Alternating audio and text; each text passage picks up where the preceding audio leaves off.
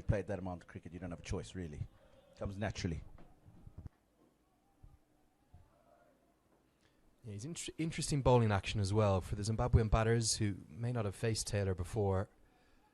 These two sides haven't played a lot of cricket against each other in recent times.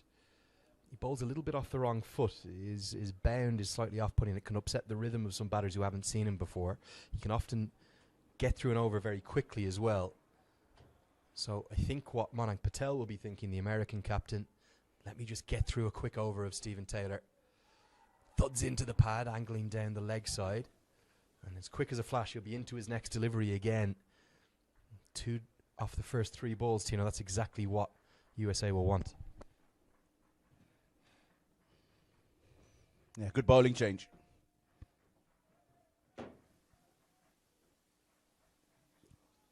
Forced big shot across the line from Sean Williams.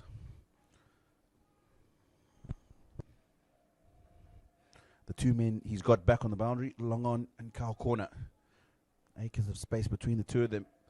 Wouldn't be surprised if register cover decides to target that area with the ball turning into him.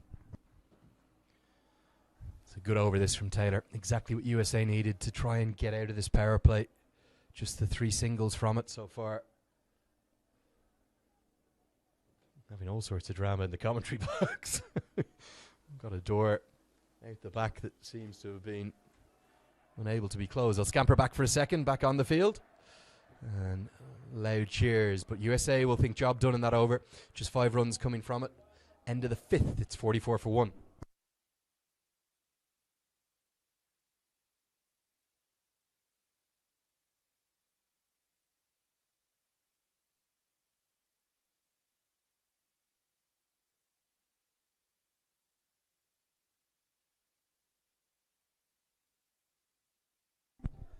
So 5 overs gone, and Rusty Theron will return. This could be a critical over.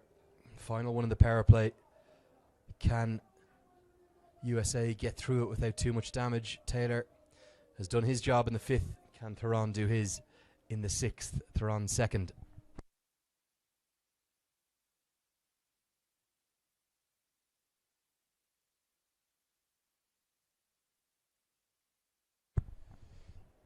Great occasion we have here in Bulawayo. I almost just wish this tournament could go on for longer. It just feels like it's building up, and all of a sudden tomorrow is going to be the key day, isn't it? But tomorrow will be set up by this afternoon's match. 2 dives, 2 misses, and a loud cheer. Aaron Jones couldn't get there, and then Jaskaran Malhotra couldn't either.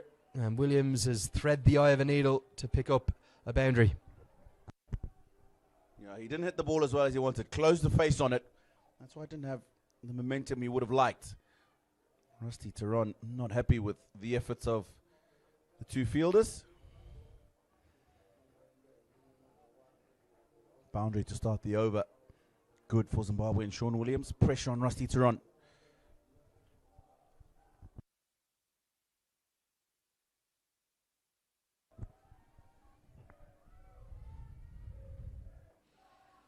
No timing, dot ball here.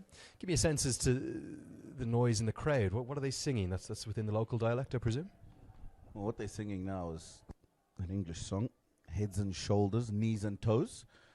And if you can probably get the cameraman to pan out, you'll find that they'll be touching their heads, their knees and their toes as they do it. Can end up being quite a serious workout. I wouldn't be joining them, I can tell you that. Absolutely love that. Heads and shoulders, knees and toes. Pulled away and pulled in front of square into the deep, so Williams will get good reward. The 50s come up inside the power play. The heads, the shows, the knees and the toes. They love it in the Zimbabwean crowd. Now they've been thoroughly entertained so far. Sean Williams, who's been in wonderful form, continues with his great exploits with the bat. Much to the enjoyment of that crowd in front of the Queen's Club. Theron's got to find an answer here because he pounded away at that back of a length against Jersey and Singapore and they had no answer. It's a different kettle of fish here against Zimbabwe. And you can see he's gone with a fuller length that time. And the big man towards the autumn, maybe the winter of his career, just trying to squeeze out that last piece of goodness in American colours. He spoke at length during the week. A news article that went all the way to the Washington Post in America. That's how much of a noise this American team are making.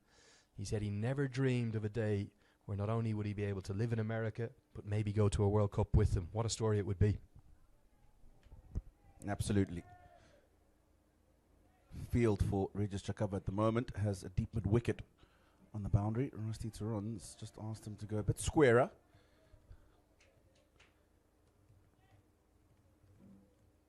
Just mentioned the Queen's Club there when we had a shot of the crowd.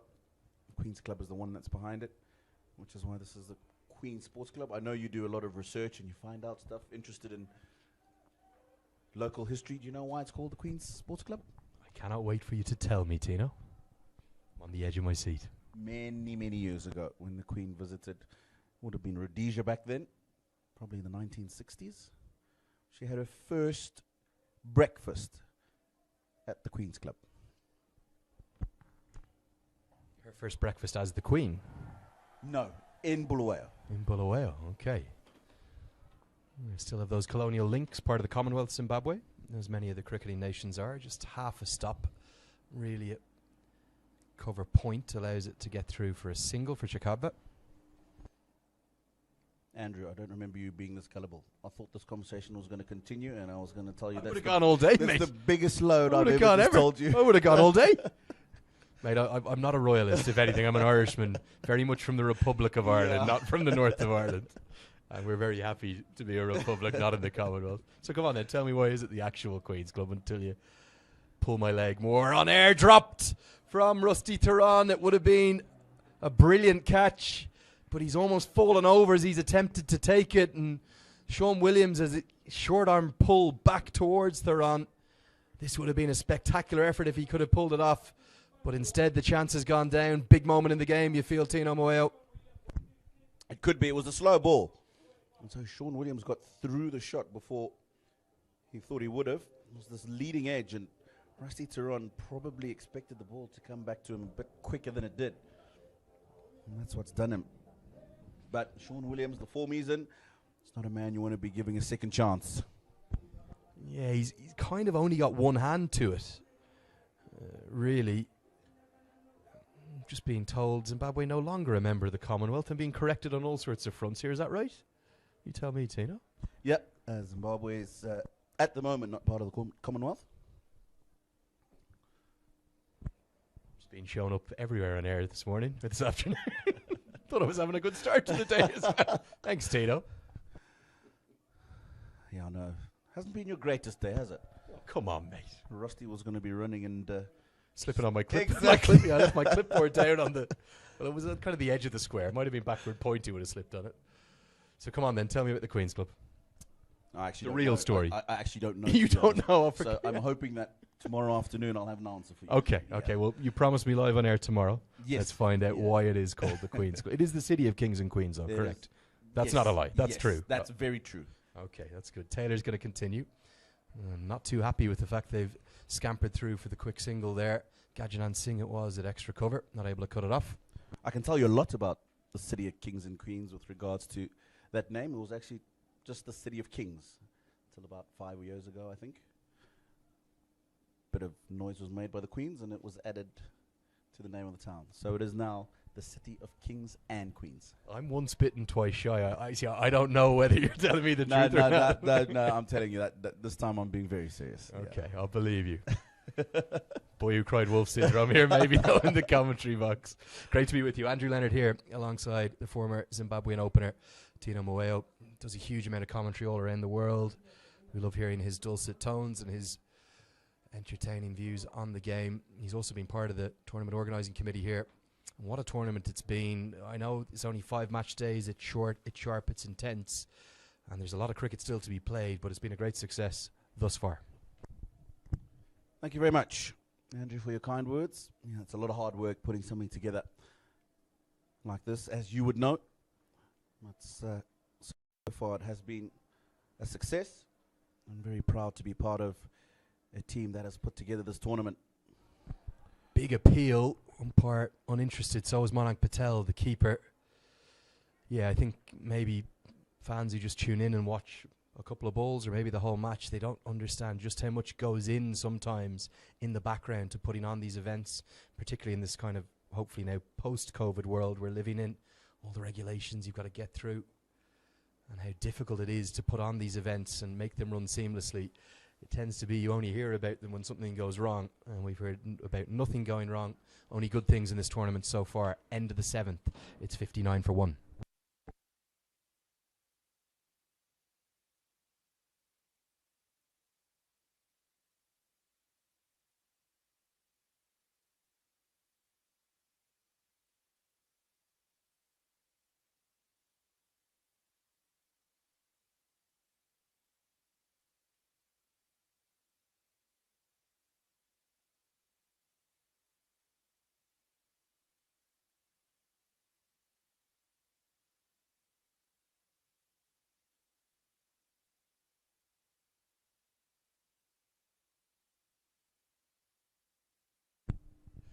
Nisarg Patel replaces Rusty Theron. Taylor, a couple of tight overs, just brought USA back into it a bit, but Zimbabwe, very good platform going above 8 and over here.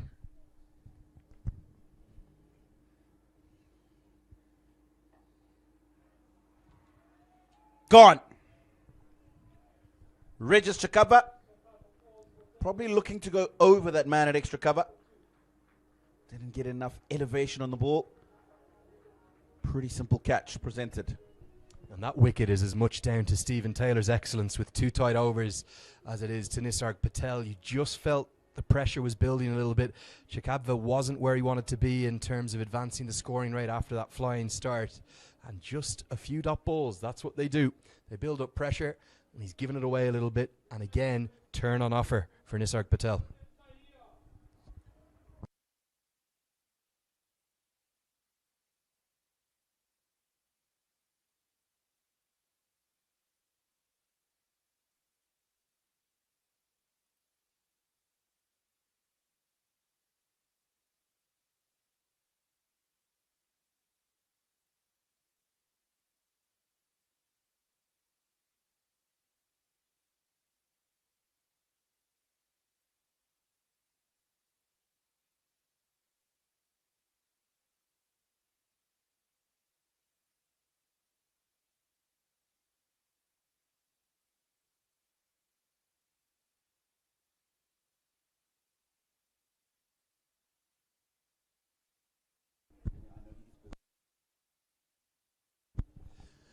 Chikabva's gone for 31. Zimbabwe lose their second, 59-2, and it's the new man into the team today, Innocent Kaye, in at number 4. And that's going to maybe just give USA an opportunity, clamp down on the new man, build up a passage of dots, and bring themselves back into the game. The run rate dips beneath 8 and over for really the first time since the second over of the match. Sweep shot and Patel causing problems through to the keeper. 4 balls with no runs off them, including the 1 wicket in the over, the second for Patel so far.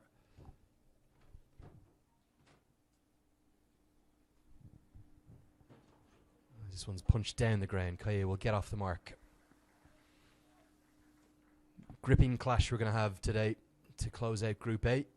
And every time a wicket falls, the crowd, they're silenced.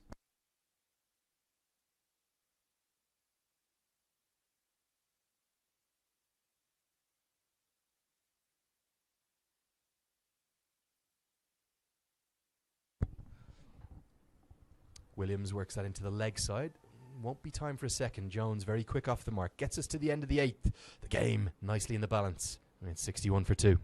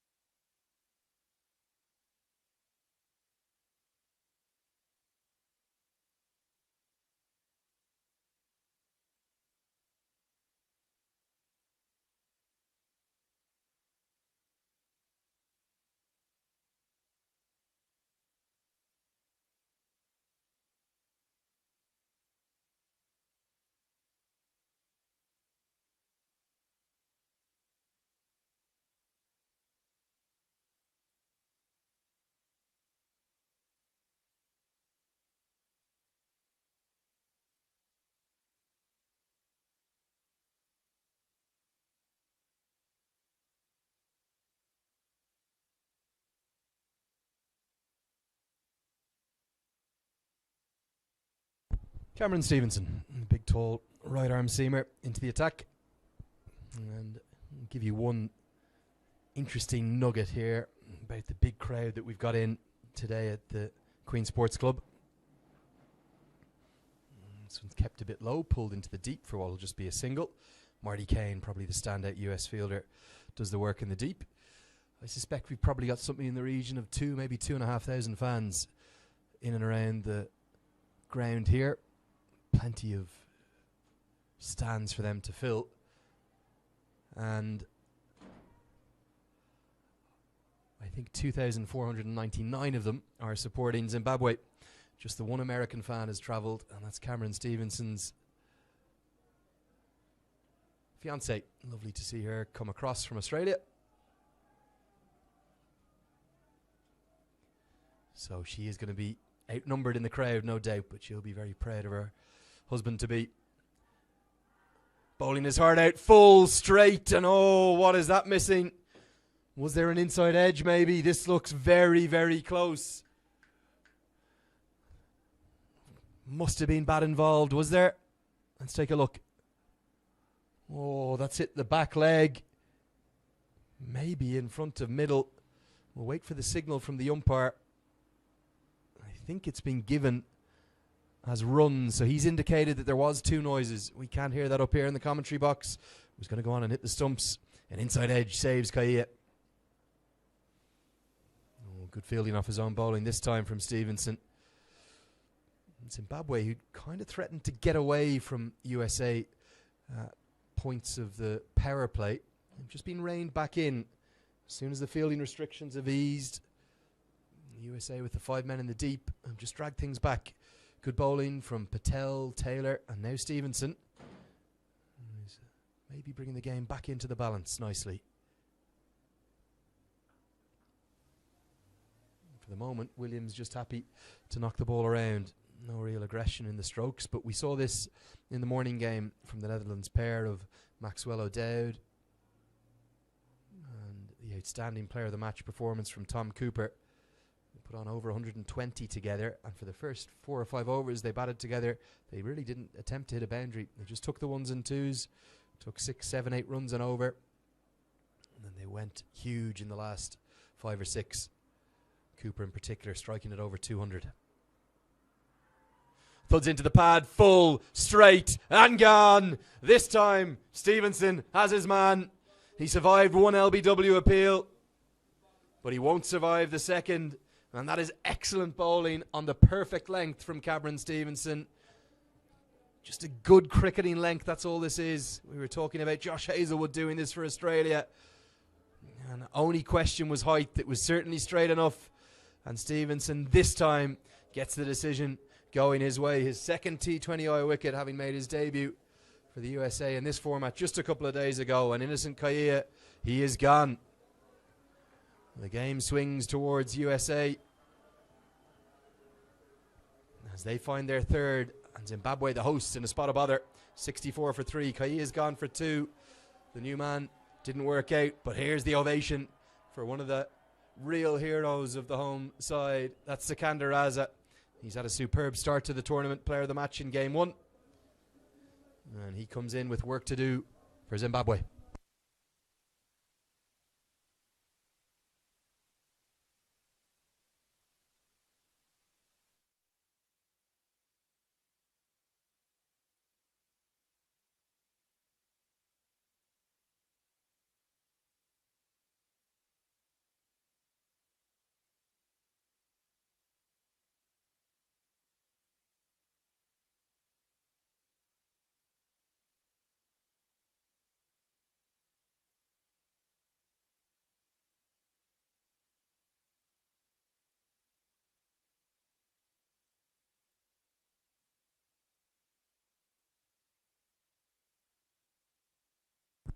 Sikandar Raza will be on strike.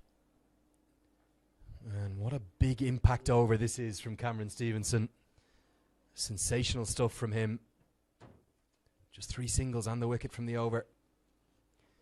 And he'll close it out with another single. So 4 runs come off that one. We get to the end of the 9th, and we're going to have a guest commentator after this. We'll come to that in a moment. The score, 65 for 3 after 9.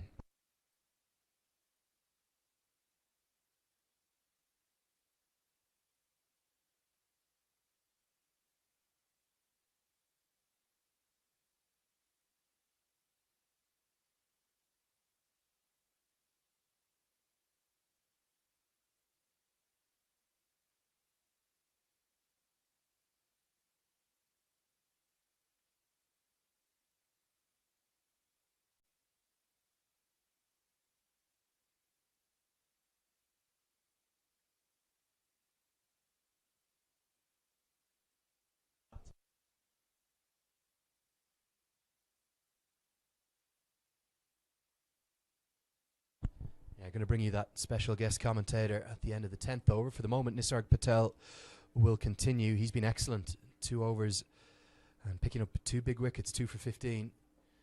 And USA are, in my opinion, making a bit of a statement here.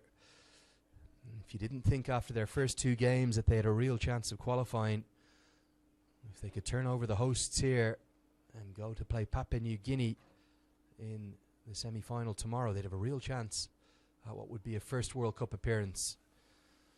But this is the pressure cooker of the ICC Men's T20 World Cup Qualifier B. It all comes down to tomorrow. Nearly an overthrow scampered through, but Jaskaran Malhotra was backing up.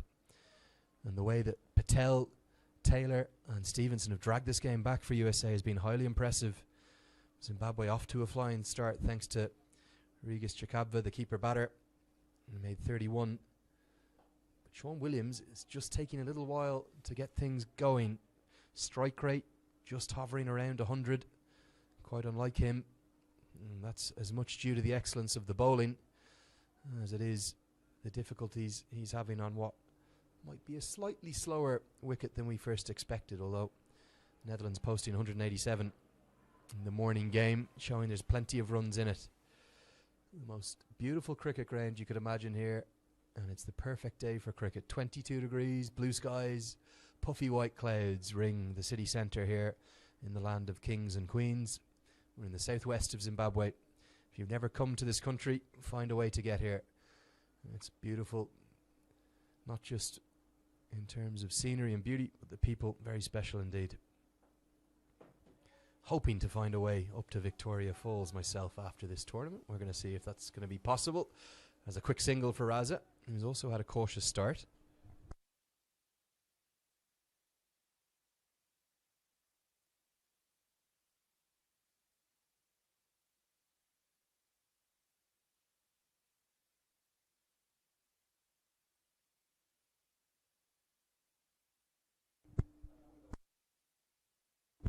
Reverse sweep, some aggression, and that's beautifully played. Can Marty Kane cut it off? He can.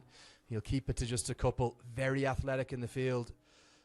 Left-hander Marty Kane going to his weaker side, and that'll get us to the end of that Nisarg Patel over. I think just the 3 singles coming from it. So USA continue to apply the squeeze on Zimbabwe. The score 70 for 3 at the end of the 10th, and time to bring in our guest commentator. Great to hear from the man I'm about to introduce, Mr. Nick Singer, the tournament director of this ICC Men's T20 World Cup Qualifier B, a man who knows Bulawayo very well, also the general manager of the Tuskers franchise, one of the 5 professional teams. Good afternoon to you, Nick. How are you? Yeah, I'm good, and you? Great to see you. Give me a sense as to how the tournament's going for you. The tournament so far has been brilliant. Teams have been brilliant. We've had a brilliant tournament so far. We're excited to host the 8 nations in Bulawayo. As you know, it's the city of kings, beautiful town, and we are happy to host everyone here. It really is a beautiful place. It has a very different vibe to Harare as well. It's a bit more laid back. It is, but it offers a lot of entertainment. We've got a lot of cultural sites around the town, so it offers something different but still exciting. It certainly is, and you've got not just 2 fine cricketing facilities, but more than that. We have both the BAC, where the second set of games are being played, and here at the Queen's Sports Club. It's a real sporting city as well. It is a sporting city. It was one of the biggest even football teams in the country. And I think we have to mention the beauty of this Queen's Sports Club as well. It's a beautiful ground with beautiful trees around it. So for me, it's one of the most beautiful grounds in the world. Nick, how's the progression been back from the COVID pandemic? I know how hard it was, not just for the whole world, but particularly here in Zimbabwe. The restrictions were very tight and many of the grounds didn't get much care and attention. So you're kind of bringing them back to life almost. Yeah, obviously the pandemic brought a bit of strain on the maintenance of our fields. However, we've managed to recover very quickly. I think one of the reasons why we recovered very quickly was the fact that we've got good weather. So once it warms up and we get a bit of rain, the grass quickly recovers. Yeah, I still can't quite believe we're in the depths of winter now. It feels like a good Irish summer's day. It really does. Yeah. As Williams punches this one down the ground for a single. Taylor's been very economical. Can you give the listeners and the viewers all the way around the world a bit of a sense of just how much work has gone into pulling this event off? Well, it's a lot of work that goes into it. We're looking at the preparations themselves, like you have to have the groundsmen who really love their work, who are passionate with their work. So they work maybe around about 12 hours a day, so just to make sure the ground is up and running. We also had to do some renovations as well. So everyone really was meant to work very, very hard to get the whole tournament together. And a good boost as well to the local economy. It is. This one's pulled away by Raza. The first boundary for him. He's just picked up that slightly shorter length from Taylor, and he's got it away. It was a bit chancy. If he doesn't get bet on this, he could well lose his stumps, but he gets enough of it. He's in good touch, and he gets it away for 4. Taylor dragging down Raza, punishing him. Yeah, 8 countries, 7 visiting countries coming in. That's got to be good for the local economy. Very good indeed, because now our country is getting a lot of exposure, and the guys will now have a different perception about our country as well. They also get to know some of the most interesting places around the country. So I hope when they go back to their countries, they will sell Zimbabwe to their friends, to their families and relatives. Well, you've got one salesman here. I guarantee you of that. Absolutely fallen in love here in Bulawayo. Special place. My pleasure. That's great. Tell us about the crowds as well, coming in particularly starting today in big numbers, because all of Zimbabwe's games from now will be afternoon, 1:30 p.m. starts. I tell you what, you'll see this ground pegged every afternoon. Our fans are very passionate about cricket. I can safely say Bulawayo, in terms of being a fan base for cricket, comes number 1 in the country. It seems there's a great passion and also knowledge for the sport here. They seem to have lots of their favourite players. Sikander Raza in particular got a huge ovation walking out to bat there. Stevenson returns to the attack, thuds into the pad. I think the fact that's pitched outside leg will save Sean Williams, who's just struggling a bit today. All of the matches have been pretty closely contested, but USA in particular have maybe surprised a few people. It has, actually. I didn't think it was going to go this far, but maybe they've been practicing, and obviously came a bit early to Zimbabwe, and I hope they gained a lot, and they also acclimatized earlier, so maybe that was the advantage to them. Yeah, several of the sides spending extra time in Africa ahead of this tournament. This one down the leg side will be signalled wide. USA were in Namibia, and then Harare. Netherlands came in early into Harare, and all of the visiting teams, they seem to have enjoyed their time here so far. So far so good. I've been talking to a number of them, and they're all happy. They've enjoyed the hospitality of our country, so I hope it just continues up to the end of the tournament. Yeah, I'm sure that it will. It's been pretty much perfect in every way so far this tournament. The players have enjoyed their lodgings, whether it be at the Cresta or the Holiday Inn, and generally the tournament's been incredibly well run. This one's pulled into the leg side, going to be probably time for just a single because it's Marty Kane, who's such a fine fielder. Give us a sense as to how close you've been working then with the ICC. Gurjit Singh and Nigel Mascarenhas and other ICC employees have come down. Right, the ICC guys have been great. They've been helping us a lot, giving us advice on how best we can go about organizing the tournament. We've been having virtual meetings, which also helped us just to make sure that we are on the dot. So the ICC guys have been excellent while they were in Dubai, and when they came to Zim, they've been very into the pad, and again given not out. Sorry to cut you off just very briefly. That looked quite close, but again, Nick, I know you know your cricket. I think this is pitched outside leg. What do you reckon? Unfortunately, I wasn't watching, but let me take a look. Yeah, definitely pitched outside leg. Not for that, it certainly would have gone on to hit the stumps. Oh, yeah. You must pitch the ball in line. Yeah, sure. It's difficult over the wicket. Yeah. To the left-hander. The strength of cricket in recent times in Zimbabwe, it feels to me like there's been a good resurgence, particularly the last couple of years.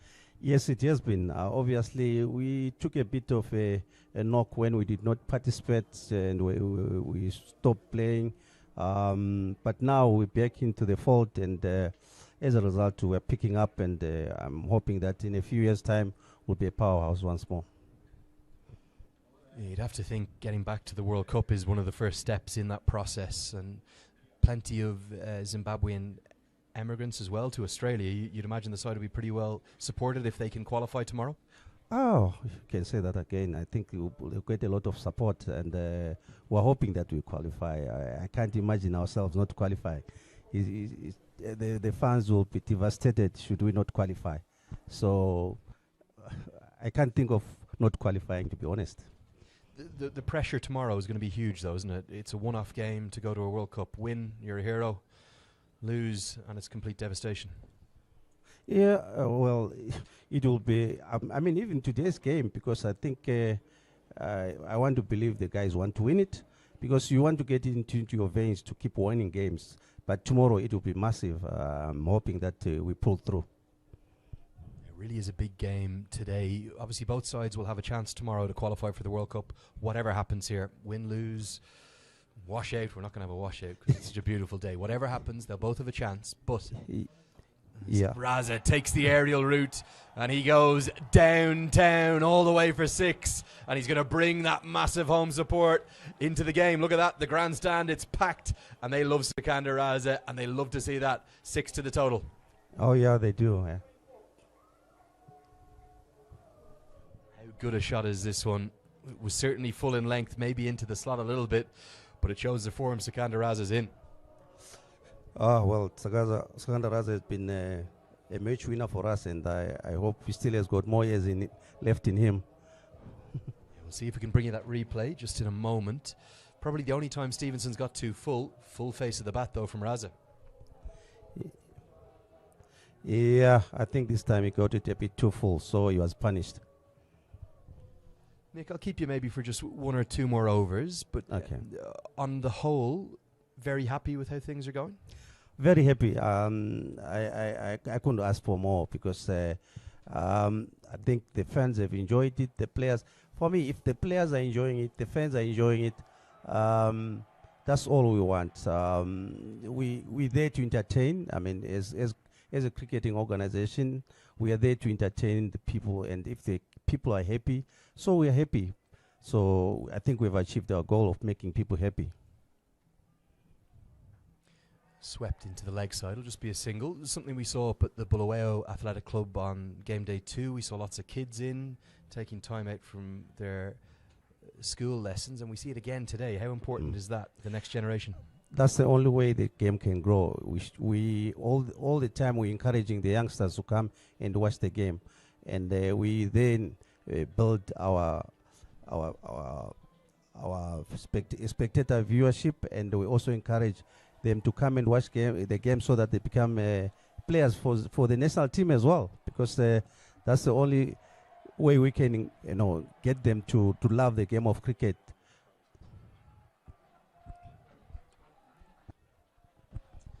Yeah, certainly the future of the game, hopefully in good hands with all of the progress that Zimbabwe cricket have been making.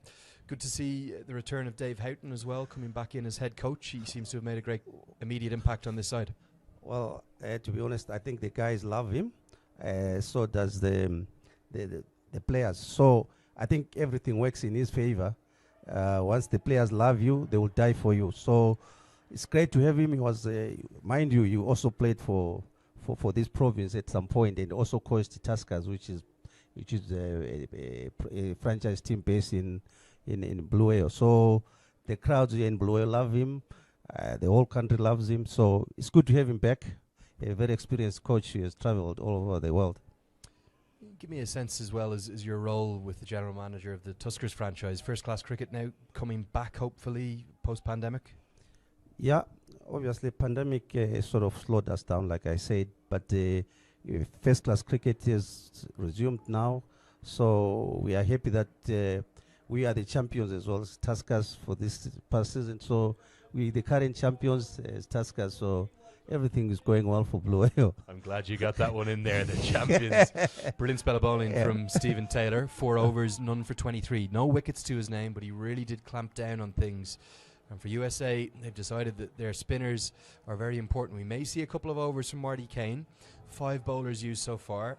Just the 7 overs of spin, and maybe Marty Kane or even possibly Jaskaran Malhotra or Sushant Madani. Plenty of spin options for America. Remember, Zimbabwe winning the toss, choosing to bat first. They're going just approaching 7.5 and over. Knowing this wicket well as you do, this being your home ground, you think you probably want 150, 160? 160 would be the score which we'll be aiming for. I think 160, America will be out of contention. Yeah. It's just a little bit slower than it looks, perhaps, the wicket, and it's certainly starting to take some turn. That's the thing. When it started, it was a bit quick, but now it has slowed down, and I think it will keep on slowing down. By the time the Americans come to bat, I think it will even be slower. One of the decisions made by the tournament organising committee has been that for security reasons and also for capacity reasons, there's going to be a huge crowd here, that even if Zimbabwe were to lose today, they will play their semi-final here tomorrow.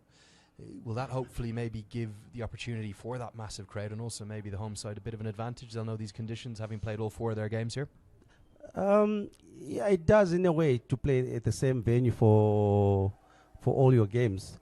But I think they won't mind playing at BAC. Like you say, BAC is a bit small, so in terms of security, it was going to be difficult to control.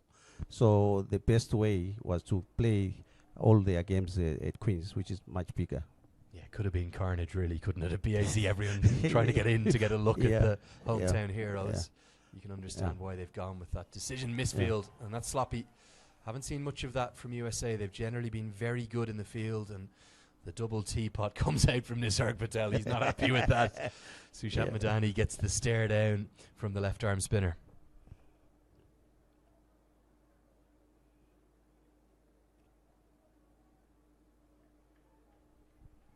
Wonderful occasion this year today.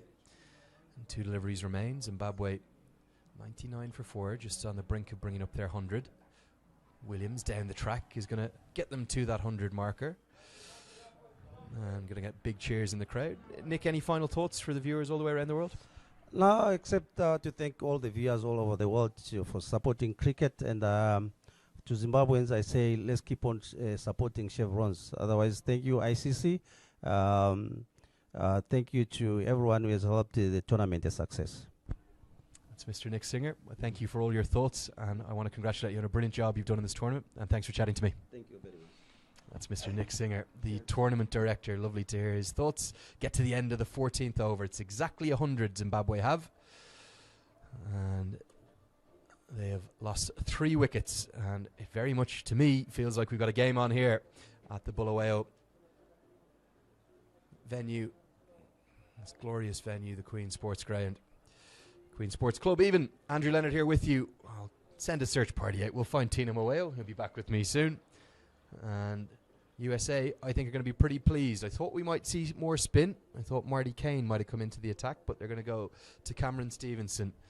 Just the 5 bowlers used so far. There are part-time spin options. Aaron Jones, the leg spinner, Sushant Madani, and Jaskaran Malhotra both bowl some off breaks, and then Marty Kane, the left arm spinner. And that's a Zimbabwean batting card at the moment. 30 off 30 for Sean Williams. Hasn't quite got going. Raz is just coming to the boil. And he's got 22 off 17.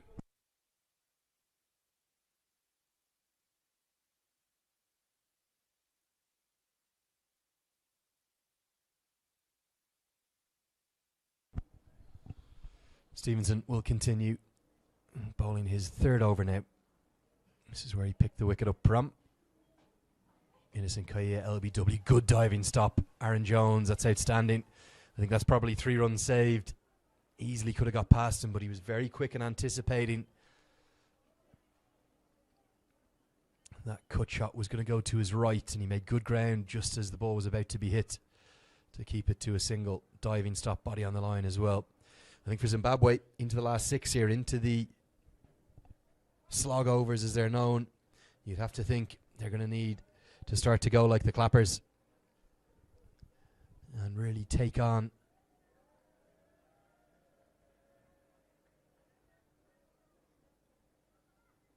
the American attack. That's exactly what Raza does. You could feel it coming. He's going to be the one who's going to go at the Americans here now, and Williams will just knock it around. Good use of the pace from Stevenson. And he just ramped it over his shoulder. Gets into a good position. Look at his head here, Raza. Level the whole way through and just over his shoulder. Nothing Mayank Patel can do about that. Fine leg up in the circle. 4 to the total.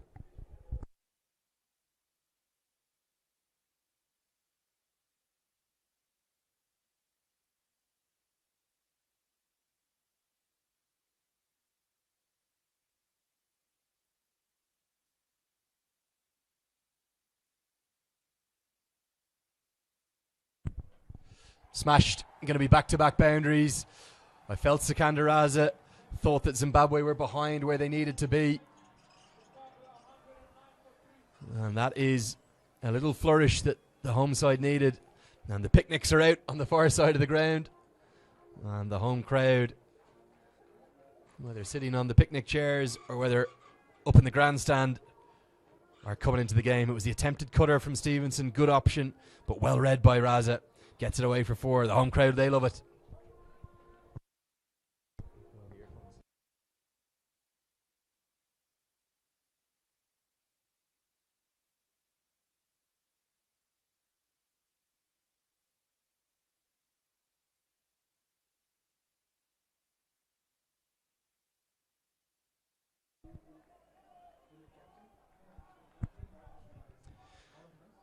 Crowd really starting to come to the boil now.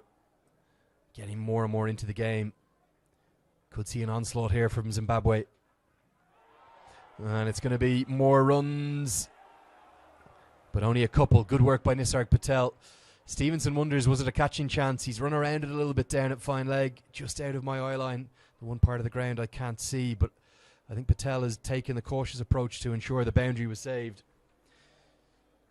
And he's kept it to 2, but Sikandar Raza, he's definitely on the march here. And that's exactly what Zimbabwe needed. Moves them on to a Nelson. 11 runs coming from just 4 deliveries. That's more like it.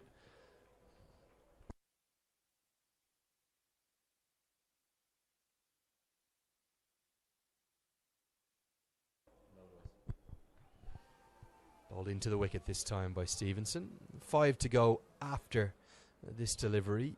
Still think Zimbabwe are going to be thinking north of 160. Anything under that from here they'll be disappointed with. But that might not be out of reach for USA. You have to remember, tournament's leading run scorer for them, the left-handed opener, Stephen Taylor, has been in sensational form. The only man to score a century so far in the tournament. 101 not out against Jersey.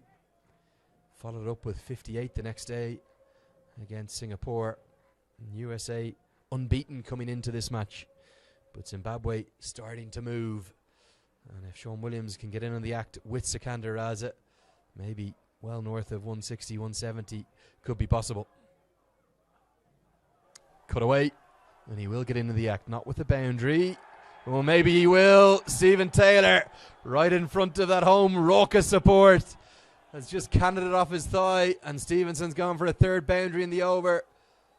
16 runs have come from it, the most expensive over of the innings. This should have been cut off. The 2nd misfield for USA. They've been immaculate in the field. He's just fallen too early on the slide. And look at the crowd. Don't they love it? Get to the end of the 15th. Zimbabwe, they're really on the march. 116 for 3.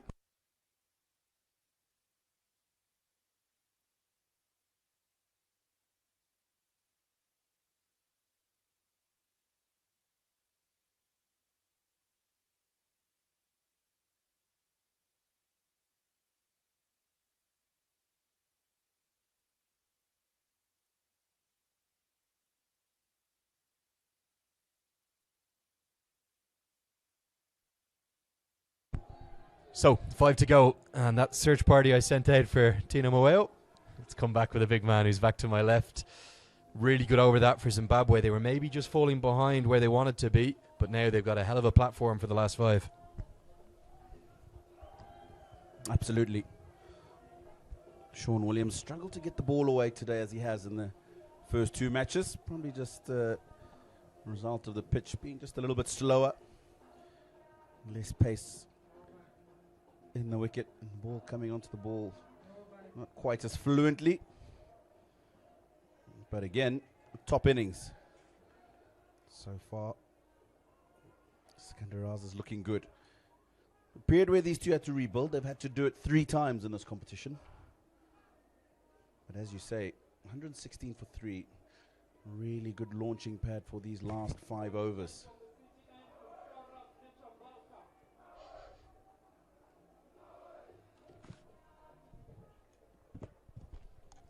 Sarab Netravalkar will close out his 2 remaining overs from his allocation. Surprised we've seen nothing from Marty Kane. Thuds into the pad, won't be a run there. Do you think that Zimbabwe will bowl more spin than the 8 overs that USA look like they're going to use in this match? Definitely. Without a doubt.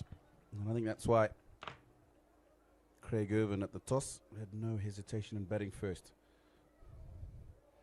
And you'll find that the seamers that will bowl will definitely be incorporating a lot of cutters and slow balls, which is the way to go on these surfaces as they start to dry out. Smashed into the deep. There's a man out there. This is going to take a lot of catching, and it's not going to be able to be caught because it's going to go over his head. What a strike from Sikandar Raza. What a star he is, the Zimbabwean all-rounder. Bowled into the wicket. It might have been that cutter you were referring to, but Raza dispatches it to the longest part of the ground for a big 6. I feel for the viewers back home because they don't get a true indication of how big a hit that is. By far the biggest boundary on the ground, and he cleared it with ease, Sikandar Raza. I think it probably was the off cutter, wasn't it, from Netravalkar, trying to take the pace off it, and just all we could see was Stevenson trying to get into position. Oh, so nearly castles Raza. That's the angle he uses very cleverly in his comeback spells. Netravalkar cuts Raza in half, and Manik Patel can only get half a glove on it. 1 bye to the total.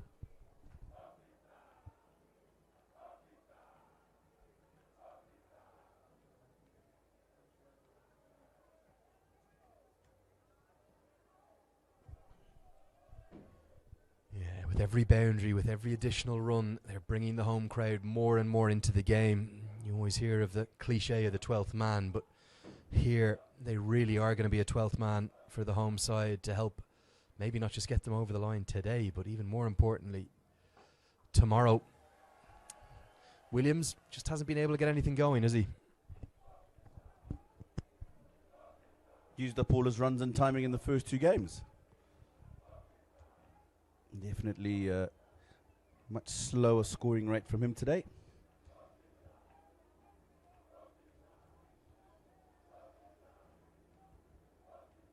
What will be important is he bats through as long as possible with Sikandar Raza. Tries to catch up in these remaining 4 overs. Increase that scoring rate. Oh dear, disaster here for USA. We're going to wait for the signal. Umpire's indicating he's going to be giving runs, so maybe just a bit of glove. We didn't know at first whether it hit nothing and it could have been 5 wides, but given his runs, maybe just a tickle or a bit of glove from Raza. Yeah, and that's what's made it go past the keeper. Otherwise, that ball would have just gone into his pads.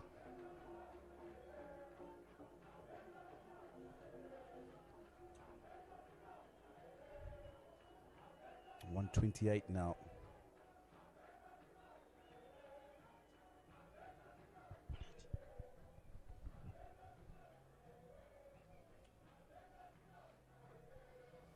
Just a single to close out the 16th over. 13 runs come from it, 12 against the bowler. And as we look at the Manhattan chart here, Tino, there's real hopes for Zimbabwe. We were talking maybe about 160 earlier on, but now they're surely thinking of maybe 180. They will be. And if these two can bat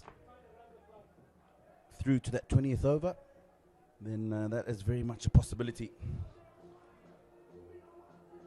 12.5 to an over from here on will get them to that 180 mark. And they'll feel that they've got a pretty good shot at winning the game getting their spinners into the game on a surface that now is definitely taking turn. Well, this is the only surprise for me. We're going to see 2 overs quite clearly of Theron and 1 over each of Netravalkar and Stevenson to bowl the last 4 that remain. But they have so many part-time spin options who've been used throughout the tournament already. Marty Kane with his left arm spin with a remarkable action. You'd love to have seen this one. Aaron Jones with his leg breaks. Maybe understandable not to see him with the left-handers at the crease. But then part-time off breaks too from Jaskaran Malhotra and Sushant Madani, who's already taken a wicket in the tournament. Do you think this is a misread of the wicket from the USA captain Mayank Patel? I don't know if it's a misread. He's probably realized that spinner's decent because he got his spinners on early when the seamers went for a bit up front. It's probably just a case of being rigid and not realizing that, you know what, even a part-time spinner can do a job for me here. And the combined figures for Patel and Taylor, 8 overs going for just 47 runs. And the extra pace seems to be going the distance as Theron has cut away. Too much width this time, trying to bang it into the wicket again, but the touch that Raza is in, he's looking $1 million. You'll feed off width. Sikandar Raza. And length. Somewhere you want to stay away from as well. He's played that nicely because he's just waited and waited until he can force it to the left of that man on the cover boundary.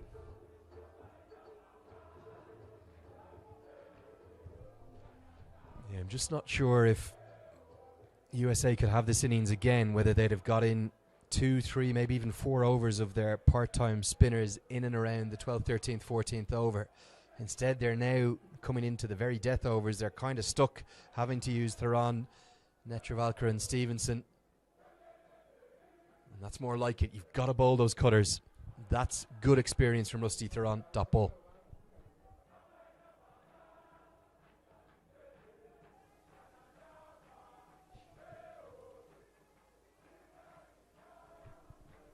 Well, they're in full cry now.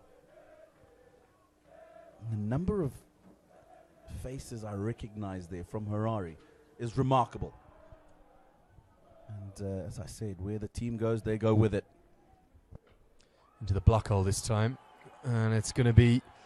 Oh, look at the power from Raza. I thought it was going to be a couple. It's going to be a boundary for 50 for Sikandar Raza, coming from just 29 deliveries. What a knock. He always does it when his side need him most. He loves these qualifying events. And the bat is lifted up to the crowd. And doesn't he love it? What a knock it's been. 29 balls. Boundaries all the way around the ground. 2 6s and 6 4s.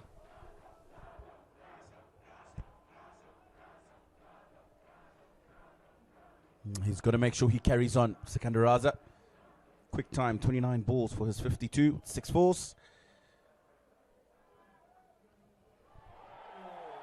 And I think he's carrying on. Sliding down the leg side, that delivery, Rusty Theron. The awareness from Sikandar Raza of the man up in the circle. Just uses the pace of the ball to get the boundary. Yeah, hard yards being done here by Rusty Theron. He's been taken to task in his 3 overs so far. Good batting this, but again, not the line that Theron would have wanted. And right now, he is feeling the pressure in a big way. It's really been the Sikandar Raza show, hasn't it? Sean Williams has just knocked the ball around at about a run a ball, but it's been Raza that's provided the acceleration that Zimbabwe have needed, and every shot he's hitting, even that which is only going to be a single out to Marty Kane, right out of the middle of the bat.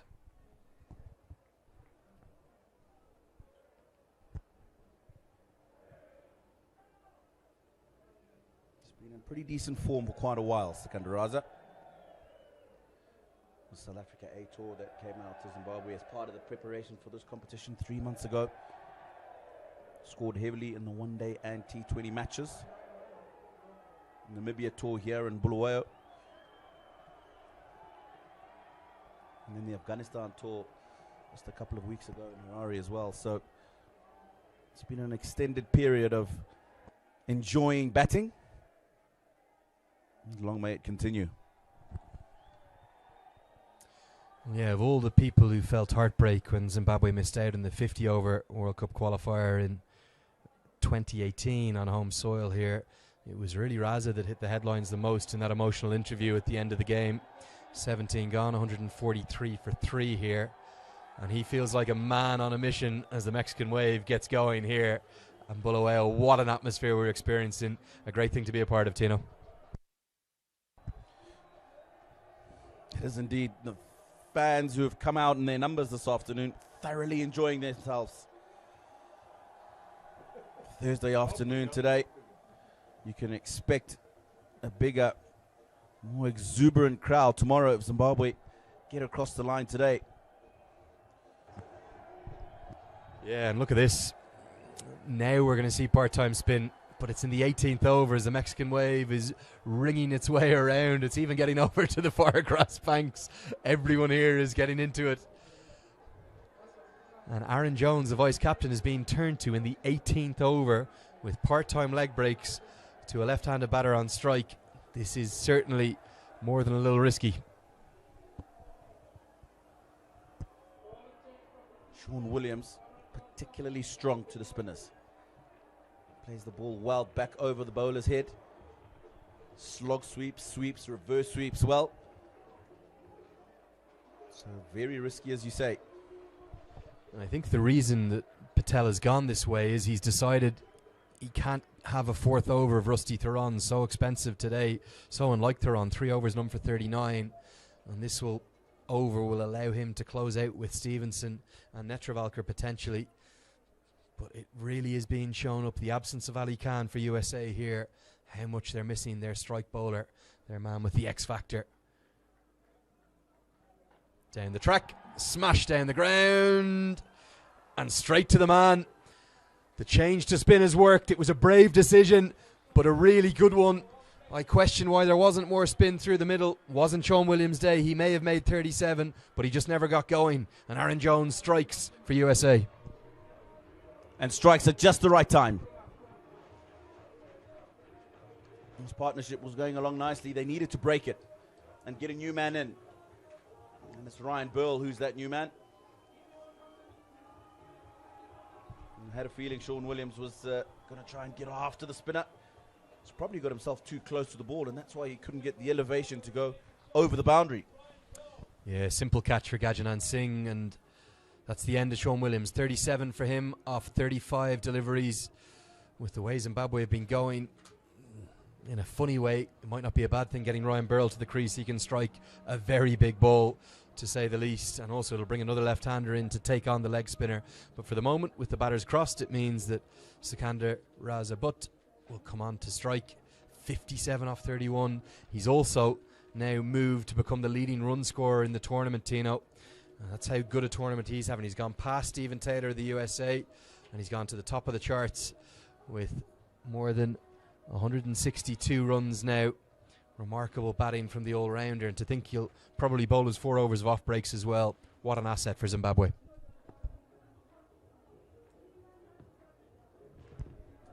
And has been an asset for an extended period in the national side.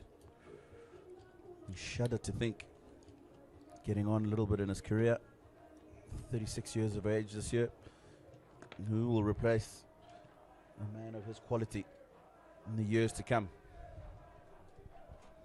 Well, he's just going to follow in the footsteps of Frank Nsumga, surely, of Uganda. Just keep going. No need to stop. You can play well into your 40s these days. Yeah, you can. But a replacement sometime will be needed. Now, this is just a dangerous little period for Zimbabwe. Ryan Burl, new man in, who hasn't got runs up until this point. So he hasn't spent time in the middle. Wickets not as good as they were in the first couple of matches.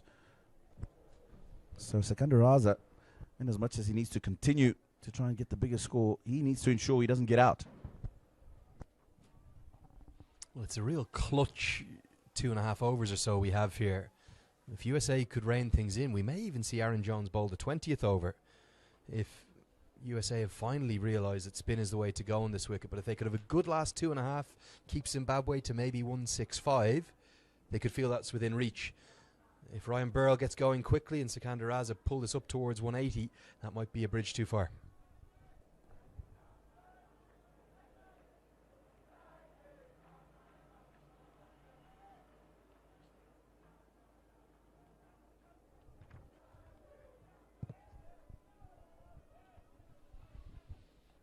Plenty of protection in the deep on the leg side. The only man in the circle is short fine leg. This one's hit down the ground. It's gone right into the sky. I'm not sure it's even going to have the legs to get to long on. Stephen Taylor. It almost landed his feet. It was hit that poorly that it couldn't get to the long on fielder, and 2 runs to the total as Taylor was never quite getting there. Ryan Burl will target long on, cow corner, deep mid wicket. That's where he's strong. Ball turning into him. He won't think twice about the slog sweep. Smashed like a baseballer. That's a home run, to use the American parlance. That's gone all the way. He's got a very round arm style to him, Burl. And that ball falling just inches short of Taylor is very costly indeed. Not just the 2 runs, but the 6 to follow. That's a no-brainer, really, for Ryan Burl. He won't hold back yet. I can tell you right now, he'll be looking to do it again, this delivery. Smashed into the sky. This could be a chance for Mayank Patel, the keeper. He calls it. Jones is 2 in the over. It may have cost 11, but another indicator that it really is spin to win in the latter stages of this qualifier. You went for it, Ryan Burl. I said he's not going to hold back. This time, just closed the face too early. Got the leading edge. It's gone really high for the top edge.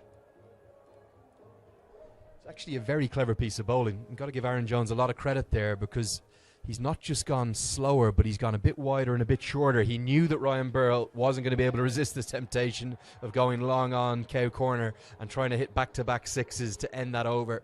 Instead, he's picked up the 5th wicket for USA, who continue to fight hard. And I just wonder, will Aaron Jones bowl the 20th and final over of the first innings? He might well do. 2 wickets, turning the ball away from the right-handers at the crease at the moment, if they're there then.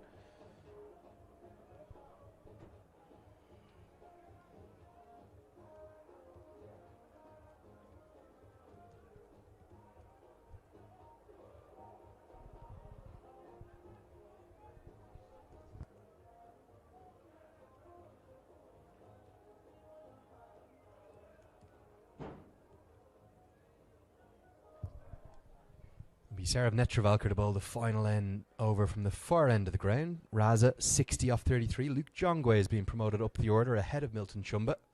They fancy him to get the longer levers going in the last 2.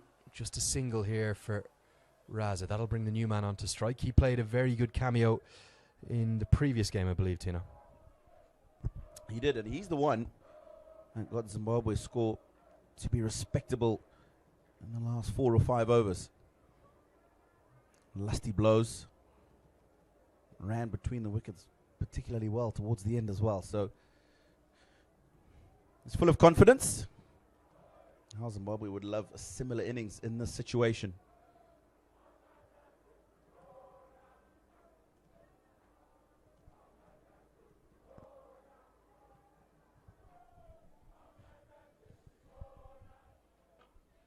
Hit down the ground. Netravalkar will almost exclusively use this angle to the right-handers at the death of the innings. They bowl 2 overs up top over the wicket, then 2 at the death, bowling mainly cutters and the occasional Yorker from around the wicket. It's a good angle. It closes off the scoring areas for the right-handers.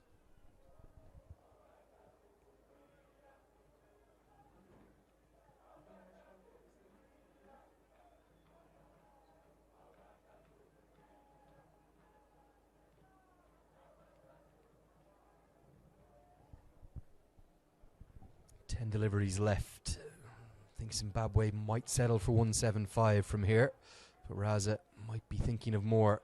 Certainly need boundaries.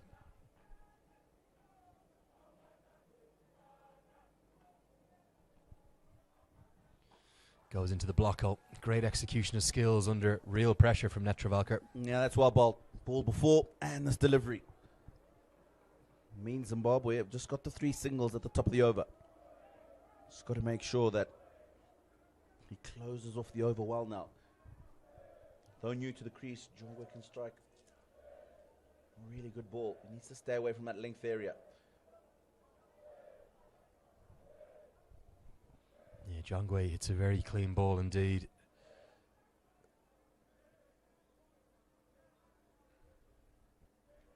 Bolden. Excellence from Sarah Netravalker. When the middle stump has gone out of the ground. Again, it's that angle that causes the right-handers the problems at the death. And what an over this is turning out to be from America's leading wicket-taker in the tournament. Look, Luke Jongwe looking to get on with things. Pressure was on from those first 3 deliveries in the over. Again, round the wicket. It was almost in the slot, actually, really, wasn't it? It wasn't the full Yorker, but Jongwe's been done by the angle coming into him and beaten on the inside edge of his bat, so he's been clean bowled for just the 1 run, and it will bring Milton Shumba to the crease. Very fine young talent, another left-hander. But maybe, just maybe, America taking back some momentum towards the death. Definitely. Just pulling back Zimbabwe, taking the ascendancy from them, and it's because of the wickets. New man walking out into the middle. Not easy to start getting the ball away straight away. Just quickly, Tino, because there's 2 balls left. Don't cheat and see who's warming up. Who would you bowl the final over for USA?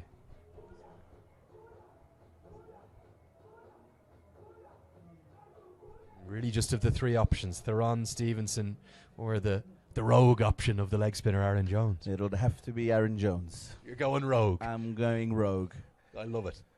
Worked out well, and we've talked about the conditions and what the spinners are doing. To the block hole again from Netravalker. Excellent penultimate over of the first innings.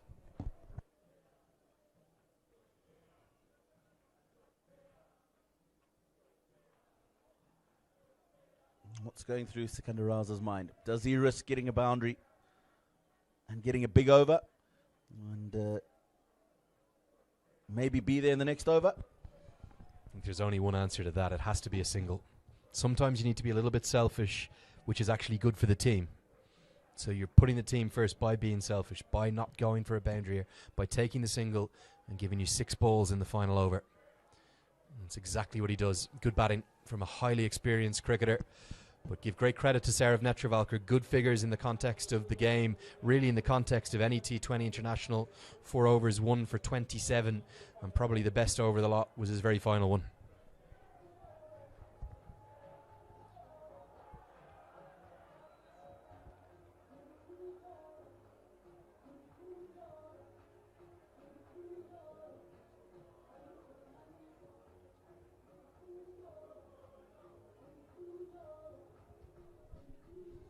So I think you and I have got it wrong, and it's going to be Rusty Theron. Aaron Jones pleading the case with his captain. Was talking to the tournament director, Mr. Nick Singer, about the importance of school kids, and great to see them in. Always wonderful. I remember being this age. All right, Sports Club Pakistan had come out. Wasim Akram, Waka Yunus opening the bowling, and we were sitting side on, like in a mid-wicket position. I had my passion. I had decided that when I grow up I want to become an international cricketer, and I was a batter, of course. After I didn't see the ball from side on, I thought maybe that's not what I want to do for the rest of my life. Come on then, humorous. What year was that? 19? That would have been probably 1998, 99. I was going to guess 98. That's what I thought it might have been. And remarkably, off camera, while we were talking about Wasim Akram and the school kids, Aaron Jones has won the argument with his captain. Rusty Theron had already given his cap to the umpire. He'd already marked out his run-up. He was ready to go. But Aaron Jones has managed to twist the arm of his skipper, Madank Patel. And it's always a risk bowling a spinner in the final over of the game. But we're going to find out if it's going to pay off or not. Raz is going to be licking his lips. Smashed into the sky. Has he got enough of this? It's out towards the cow corner fielder. It goes over his head. Marty Kane in the key position. And the first ball is gone for 6. Sikandar Raza is going to go at every single delivery here. He's tried to slow it up, but the line was wrong, and so was the length. Too straight. Sikandar will be targeting that boundary, that's for sure. Big gamble this in the 20th and final over. Smashed, and it's going to be 6 more. This one is massive. It's gone all the way downtown into Bulawayo. The biggest hit, not of today, the biggest hit of the tournament. That is massive. A huge hit by Sikandar. You can see the discussions going on in the middle. He's bowled it wider. Sikandar doesn't mind. Pressure on Jones. As you said, he wrestled the ball away from the captain for the last over. Hasn't started well for him so far. 171 for 6 now, Zimbabwe. That 180 looking closer and closer to home. And USA paying the price right now for not getting their part-time spinners in the game earlier. They brought them in too late. Jones feigns. Real drama here. Listen to the crowd. Some boos. And pressure on Aaron Jones. Raza just as a tap of the bat. He's seen it all before. He's got 2 sixes from the first 2 deliveries. The perfect start to the final over for Zimbabwe. Smashed. And I think we're going to go 6, 6, 6. We've seen Jaskaran Malhotra do it less than a year ago for USA. Can Sikandar Raza Butt do it for Zimbabwe? Only 4 men have done it in international history. You know what I'm talking about, Tino Moeo. He certainly will try. I said it. He's not going to leave anything to chance in this last over. Sikandar. He has had a brilliant start to the over. The final one. 3 sixes. Now he's getting the reward for taking that single. He did the right thing, not just for him, but for the team. Raza, his strike rate's gone past 200. It's 81 off 39 deliveries. And look at poor Aaron Jones. He's getting some advice from Stephen Taylor, part of the senior leadership group of USA. But right now, he just wants to get off this pitch and close out this over. Can he find a dot? Can he find a single? All Sikandar Raza is thinking of is 6, 6, 6, and 6, 6, 6. He wants to do it all. He wants 36 to his name. Can he do it? 3 to go. Wide ball outside the off stump. Oh dear, it's all gone horribly wrong right at the death for USA. They've done so well from the period of the 16th over up until to 19 to pull Zimbabwe back. It's not going to be a 5th international cricketer to hit 36 runs in an over, and Sikandar Raza jumps in frustration. He felt it was there for the hitting, flatter through the air, and just 1 to the total.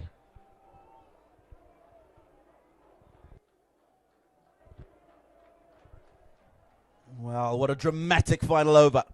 Felt like it was on, Tino. It really did, didn't it? To be honest, the back of my mind, I thought spinner on, ball turning away. Sikandar Raza might get into trouble early on. Smashed down the ground now. Milton Shumba gets in the act. It's just going to be 1 bounce in front of the rope, 4 more. This final over is going to be the most expensive of the game so far. It's already gone for 24 runs with a delivery remaining. Milton Shumba joins the party. I'll tell you what, that is not an easy shot to play. It was back of a length that ended up way above waist high. Smashed into the deep again. Where's this one gone? It's going to be Marty Kane who'll cut it off. They should run back for a second. I think Aaron Jones will be happy to hold on to the ball. What a final over we've witnessed, Tino Moeo. Potentially a game-changing one. USA had fought so hard all the way throughout, but instead Aaron Jones has been smashed for 26 from the final over, and it's big advantage to Zimbabwe now. Yeah, spare a thought for him. Because he bowled a very good first over until Sikandar Raza decided to take him to the cleaners in the last. And he did the right thing by asking for the ball because he bowled a good over before then. Spin was working. But as you know, T20 cricket, last over, anything can happen. And that was the 3rd 6 in the over from Sikandar Raza. Ready from just 3 deliveries. Zimbabwe had 18 on the board, and then Milton Shumba got his small piece of the cake. getting a boundary towards the end. But as you say, a game-changing over 26 runs, which allowed Zimbabwe to get to that very competitive total in these particular conditions of 185. Outstanding batting, and Sikandar Raza this morning was all about Tom Cooper, a highly experienced cricketer in his mid-30s who's seen it all and done it all the way around the world in franchise cricket. Sikandar Raza is the exact same. He's played everywhere throughout his career, and he's getting better and better. He's like a fine wine. The tournament's leading run scorer now, 82 not out off 40 deliveries. Really just a contribution from Sean Williams, no more than that, and a good start from Regis Chakabva. This innings was all about Sikandar Raza, and didn't the home fans love it in the final over? For USA, they took a huge gamble bowling their part-time leg spinner in the final over of the innings, and the reason they had to do that was both Rusty Theran and Cameron Stevenson, both very expensive. Brilliant spells though, and credit to Sarah Vetravalkar, Nisarg Patel and Stephen Taylor. 185 on the board after winning the toss, electing to bat. Zimbabwe will be happy. It was more of a seesaw innings really. Zimbabwe started with the ascendancy, America pulled them back, Zimbabwe wrestled it back. Good set of 3 overs towards the end, and then of course dramatic last over that got Zimbabwe to that total. And that's where we stand. Don't go away for too long. We'll be back with you in about 5 minutes time for the run chase. And we're just going to bring you all of the highlights now from that first innings. Highly entertaining stuff. Zimbabwe 185 for 6.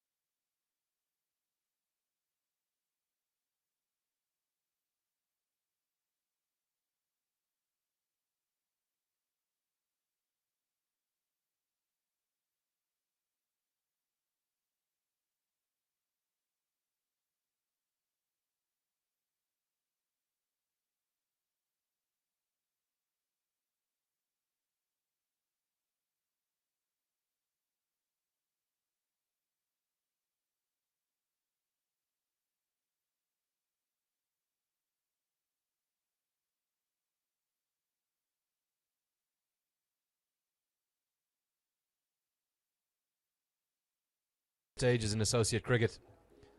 Making a big statement here, Taylor. And he's going to be critical to USA's chances of chasing down this total. They need more than 9 and over because of that late salvo from Sikandar Raza. You're going to get more runs here, and the outfield's pretty quick, so he should pick up a couple. Good confident start for USA. Big day for them.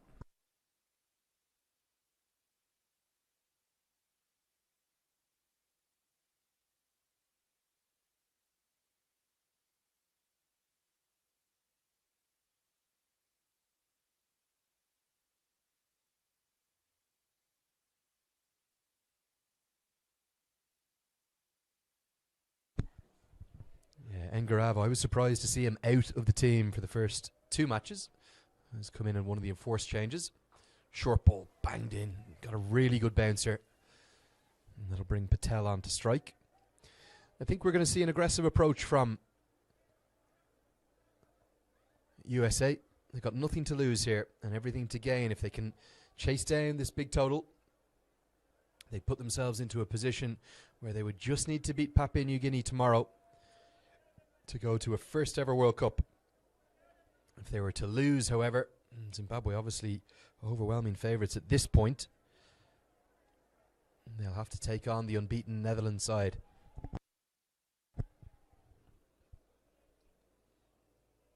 Beats him. Extra pace from Ngarava. What the American batters would have seen so far. End of the first. 7 runs coming from it. Just keeping it a little bit low as well. And through to the keeper.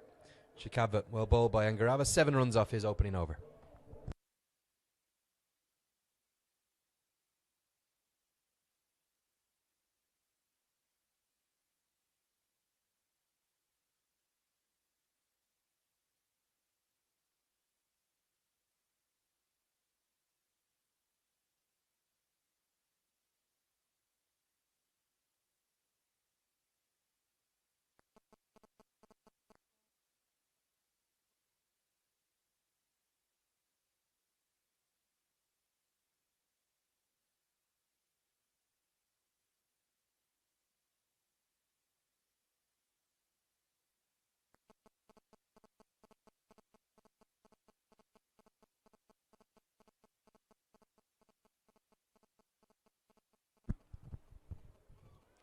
Muzarabani to open the bowling.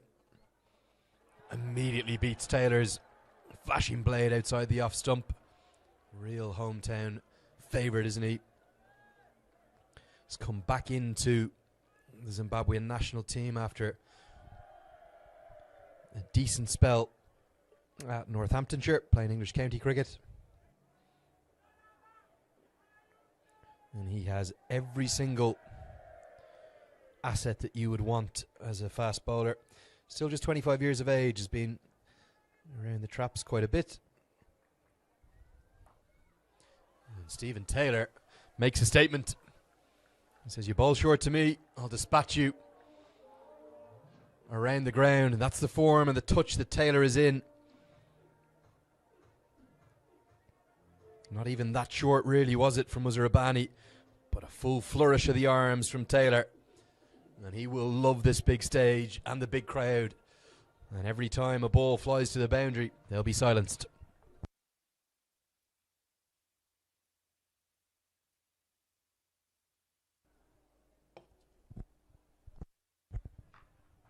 No timing this time, right off the toe of the bat. Change in field after that boundary. The slip fielder comes out and mid-wicket comes into place. That's the skipper, Craig Irvine. Gives you a sense of America's continued ascent through associate cricket, that Taylor's indicating he's got a broken bat. It was a very heavy noise it made. He looks distraught as well, because I presume that's been the bat that he's used throughout his efforts so far. So we'll have a slight break in play, and halfway through the first over, it's 11 for 1.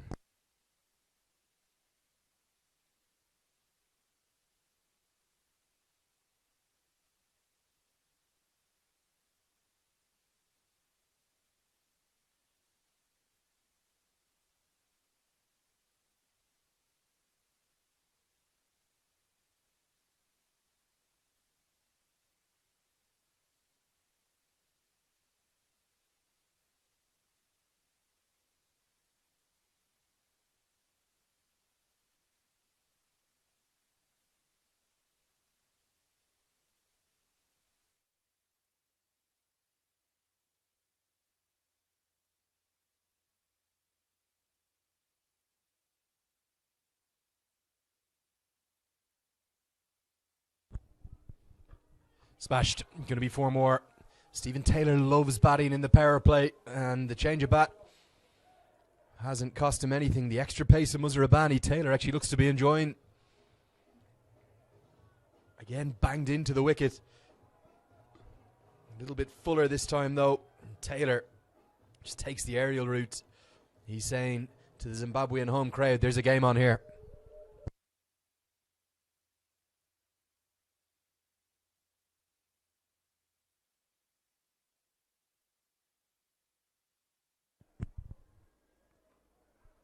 No timing this time. 2 boundaries in the over. Taylor so integral to USA's batting lineup at the top of the order. He's formed a good partnership with Manik Patel in T20 cricket in recent times. 6 preparatory games on this tour, 4 in Namibia and 2 in Harare. Those 2 games came against the Netherlands. They played against Jersey and host Namibia down in Windhoek. 3 wins, 3 losses. Cutter, that's the slower ball.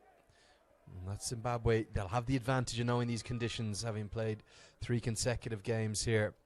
The end of the second over, score 15 for none.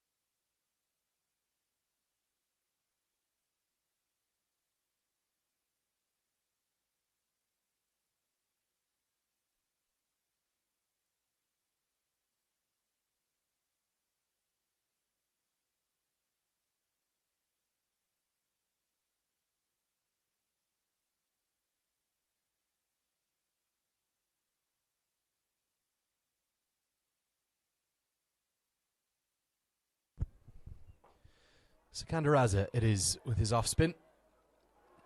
Could be time for an overthrow here. There won't be, as the throw comes into Raza from the captain, Irvine. Immediate difference in approach for Zimbabwe, though, going to their spinners early. I think we'll see an awful lot of spin bowled by them. May see as many as 12, 14, maybe even 16 overs of spin. Let's see what happens. But they've so many options in their lineup, and this new tactic and technique of Sikandaraza, hiding the ball away to disguise his grip behind his backside. Taylor, very swift footwork, but that's brilliant. That's 4 runs saved. Well, 3 anyway. Craig Irvine has leapt like Superman across to his left, got his body on the line and cut off what would have been a certain boundary.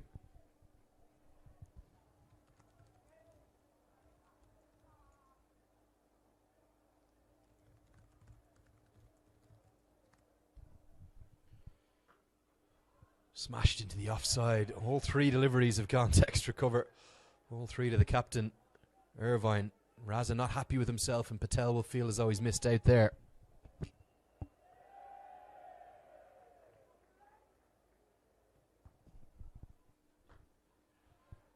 Again, hit straight to the man. Direct hit. I think would have been gone. And it was Sean Williams. You heard an audible ooh from the crowd. I think they thought it was gone too. They'll have had a great view, particularly those thronged into the Zimbabwe massive side of the ground there. Direct hit could well have been gone. Patel taking on the fielder at mid-off. He struck it firmly as well. Just 3 singles so far. And picked up, and that one is massive. It's gone over the roof of the stand. And again, the elegance, the sheer quality of Taylor. Just a flick of the wrist. He's barely tried to hit that, and look at how far this has gone. This is majestic. What a player he is, Stephen Taylor.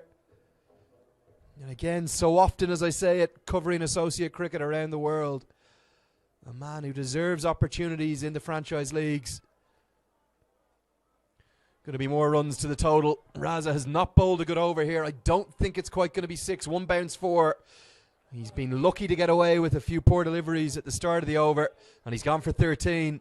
And USA are saying, we're not here just to compete. We're here to take over and maybe upset the hosts on their home soil.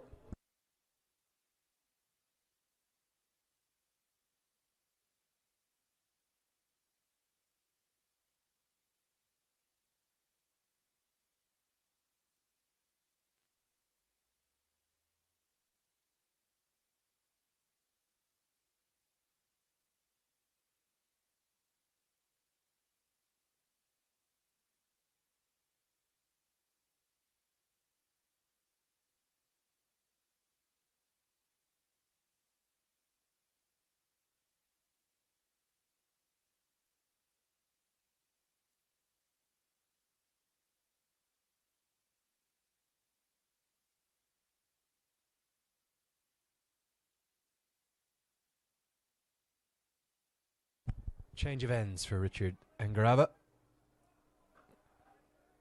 Nicely driven, but no real timing. So it will just be a dot ball to get the 4th over going. The form that Stephen Taylor has shown throughout this tournament is making a big statement, not just for American cricket, but for himself as well. The potential which he has with the bat, and you add in excellent fielding and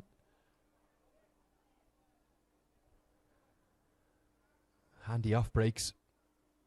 Real asset as Patel goes down the ground. That's a very, very nice shot. Just holds his shape nicely. Loves to hit down the ground, Patel. He's been in good form, particularly in the lead up to this tour, or to this series on the Tour of Africa. He's the leading run scorer in the 6 games they played prior, and he gets more than enough of it straight down the ground. Never any fielders there, and 4 more to the total.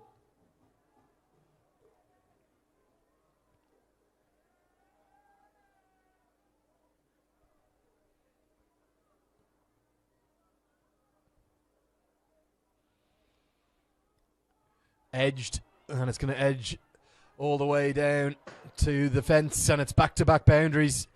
The home crowd have gone deathly quiet because this opening partnership from USA is making hay. What are good batting conditions. The bouncer, he's come down the track, not where he intended, but with third man very wide indeed, it's always going to run away for 4 over a quick outfield here. We could be in for a really entertaining hour or so.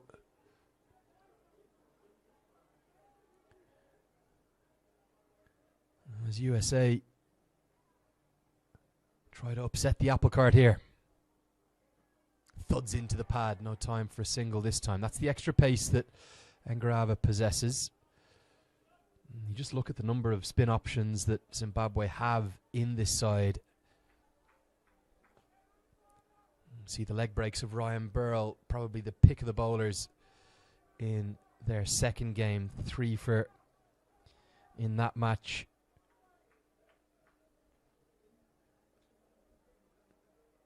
Wellington Masakadze, we'll see him with his left arm off spin as well.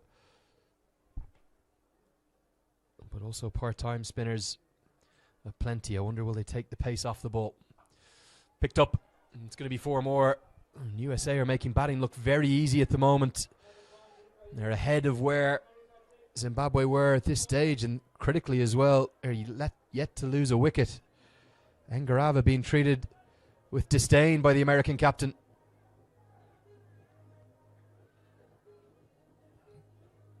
We've seen that America are certainly capable of competing at this level. Took a maiden win over a full member nation. That was Ireland in Fort Lauderdale in Florida just before Christmas in December last year.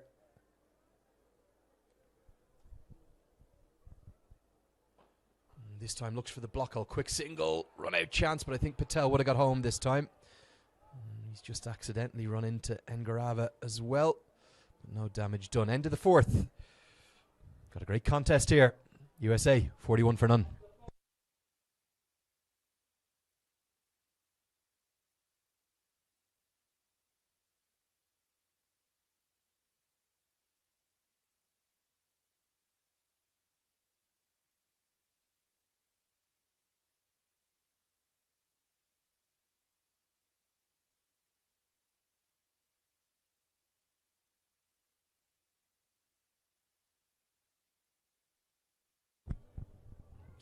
Yeah, just running through some of those additional spin options for Zimbabwe. Obviously, Sean Williams, 4 overs, none for 15. They're brilliant figures against Jersey.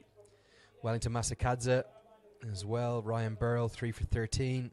Sensational spell that from the leg spinner Milton Chumba. Bowls some part-time left armers as well. But it's going to be pace to continue for the moment. Muzarabani has a change of ends as well. Thuds into the thigh pad. That one's going to leave a bruise for Patel. And just a little bit on the move that time on that delivery.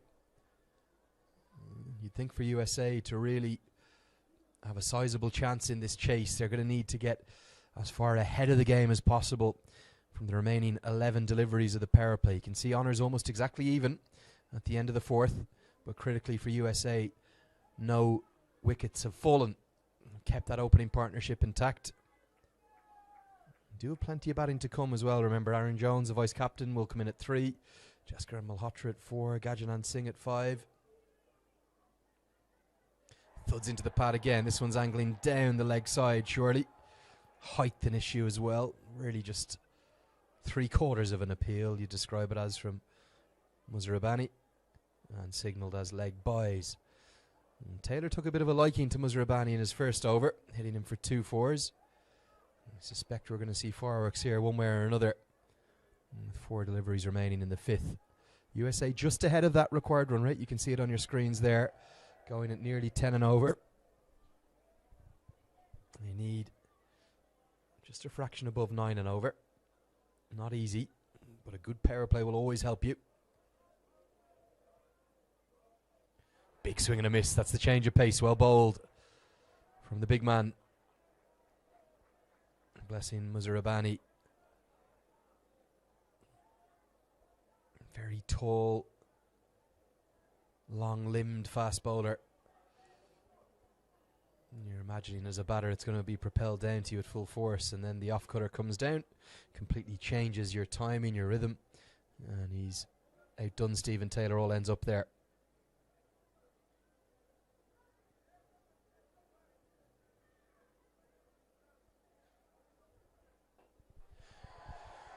Chipped just over the heads of the infielders. Sikandar Raza hairs after it. He tidies up. Will pick up a couple.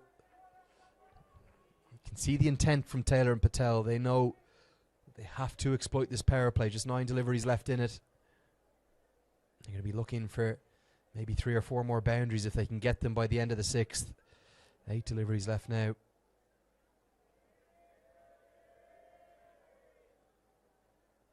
But for USA, whatever the result today, they'll have another bite at the cherry tomorrow. And that will be the main match. This one's hit into the sky, and it could be a chance. Long on, runs around, but it goes over his head. Oh, Sean Williams thought he had it, but he could just never quite get there. It looked immediately like Stephen Taylor had undone all the good work. Just taking a quick look at a 6 there, but we'll see if we can get a look at the replay of that, because Williams, he was on the edge of the 30-yard circle at mid-on, but it just kept going on him. Taylor got enough batting it to get it over his head. 2 more to the total.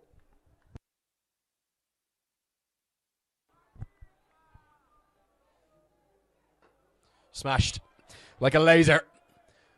Hammered through the offside. Muzarabani looks to me to have lost his run up there completely. I'm not sure why he didn't pull out of the delivery.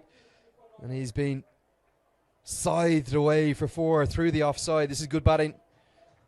Just gets that front leg out of the way and hammers it away with such power.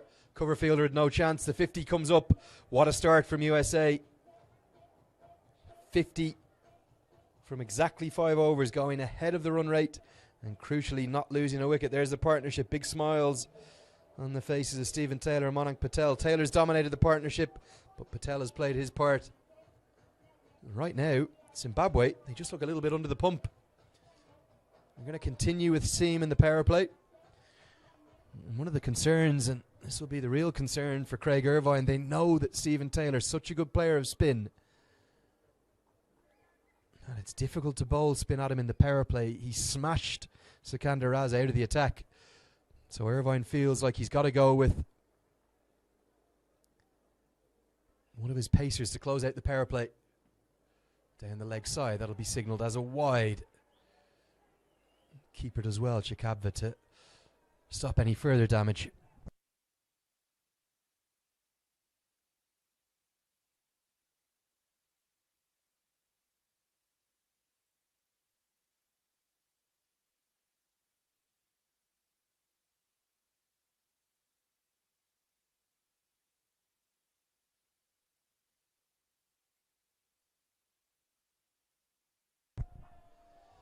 Driven straight to mid-on fielder. Patel will get off strike. I suspect that Taylor is going to look to go very large from these last 5 deliveries of the power play. USA will know the strength of Zimbabwe's bowling attack in many ways is in its spin options. Raza off spin, Burl leg spin, Williams left arm spin.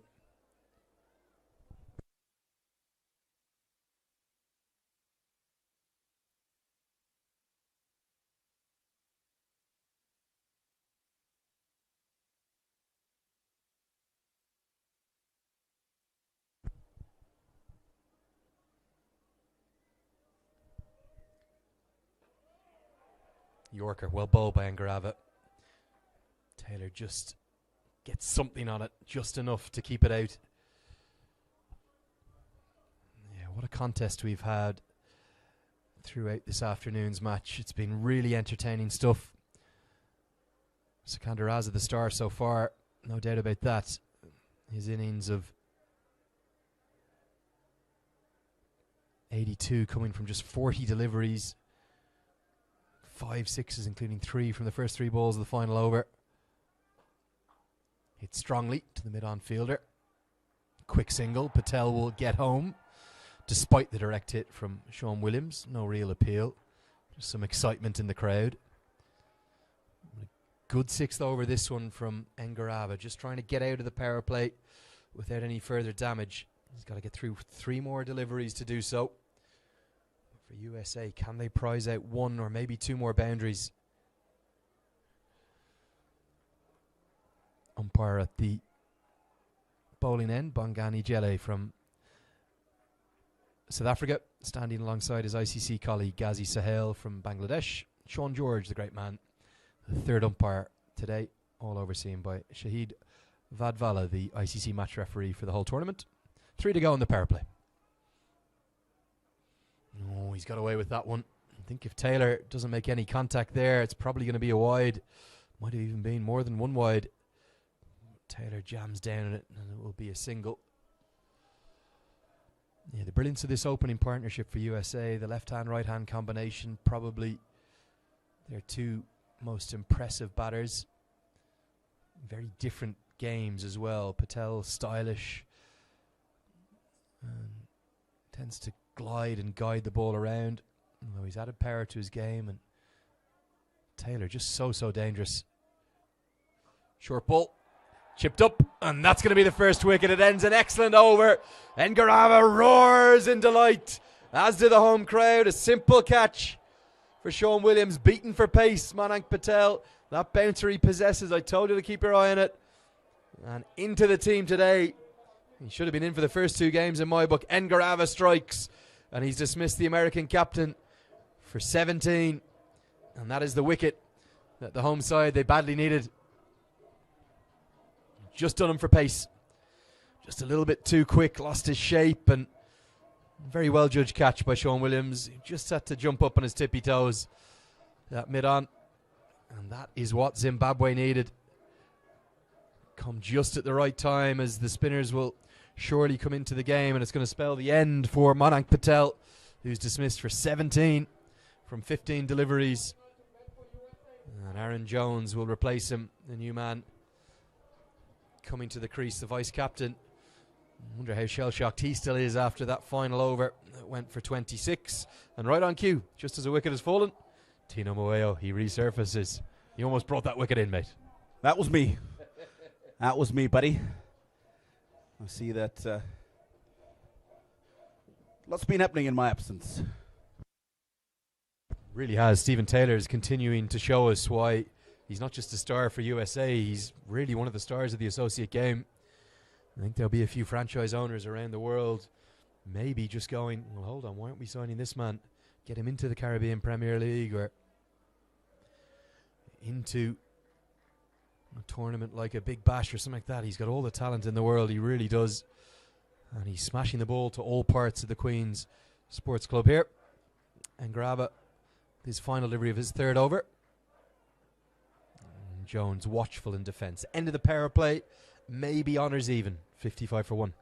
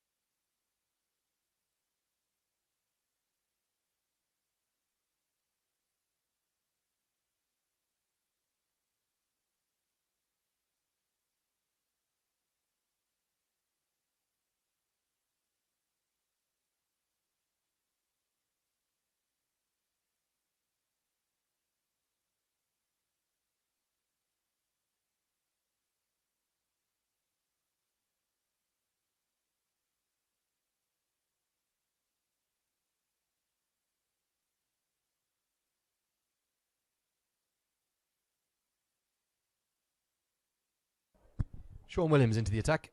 Left arm spinner. I think we're going to see an awful lot of spin now we've got out of the power play for Zimbabwe. We may see almost nothing but spin, really. Way to go. And it worked very well for Zimbabwe in their last encounter, because Jersey had a good start as well. Similar situation to this. When it was this man in particular, Sean Williams, who brought Zimbabwe back into the game with his bowling. A regular spinner. Wellington Masakadza is actually a lot more expensive on the day.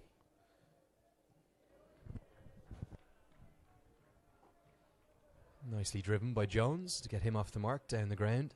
Jones can be a slow starter, something that has caused some difficulties for USA at points in both ODI and T20I cricket, and with the power-packed middle order of Malhotra and Singh, who can clear the ropes on almost any ground in the world, you'd suspect. Jones will have a big role to play to make sure he keeps his strike rate up and around 100, and oh dear. We see a warning. At least it wasn't the man cat. I'm not sure I can handle a man cat with all the other drama going on.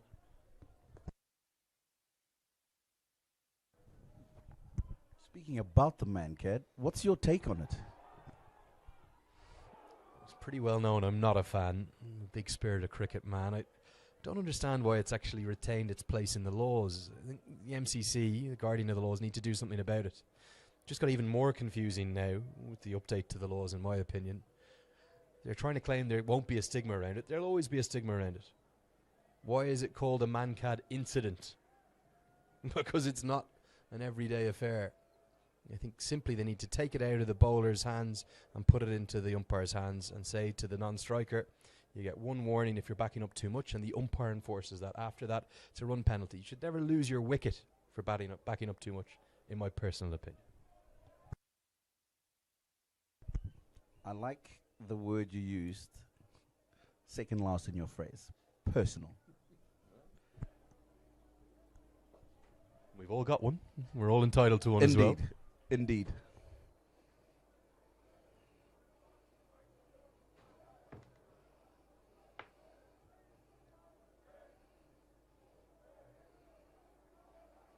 Sean Williams.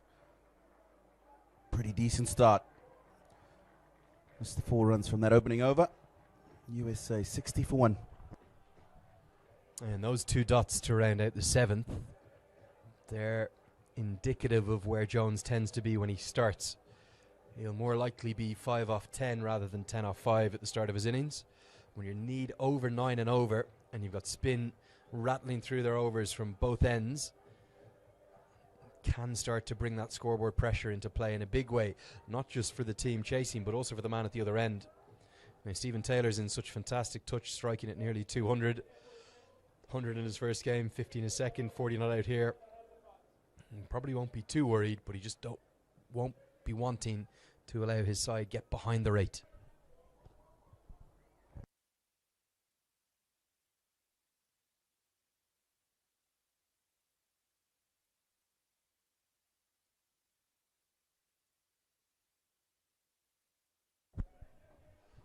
into the leg side. Sikander Raza returns, change of ends for him. Didn't bowl his best over the first over, Tino, and Taylor got him away for 2 boundaries. Could well have been more than that.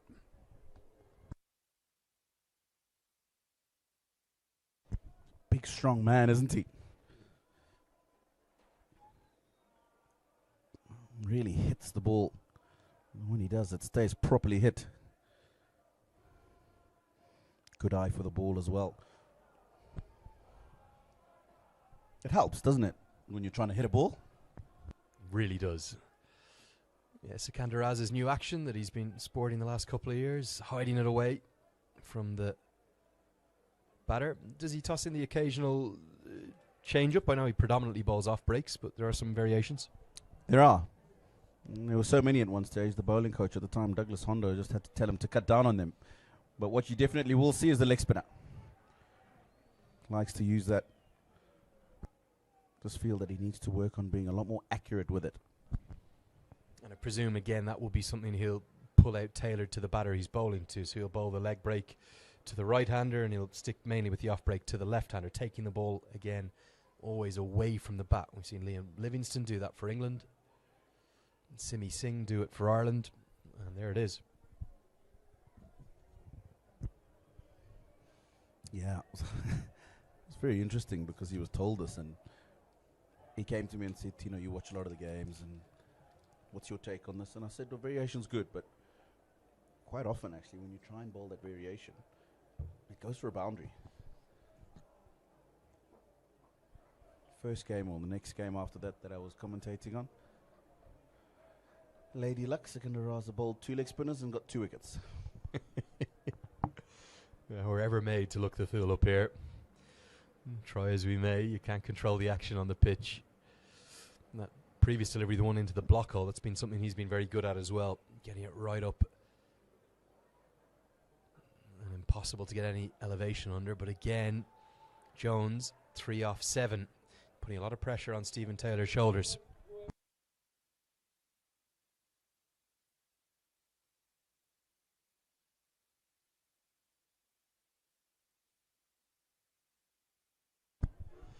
Always nice to hear your thoughts from all the way around the world, and we're going to struggle to get to any of your questions or comments, but do give us a shout out if you are watching on, and let us know where you're watching from. You can get in touch with me, Andrew Leonard, at Cricket Badge, or the great man to my left, Tinotenda Moeo.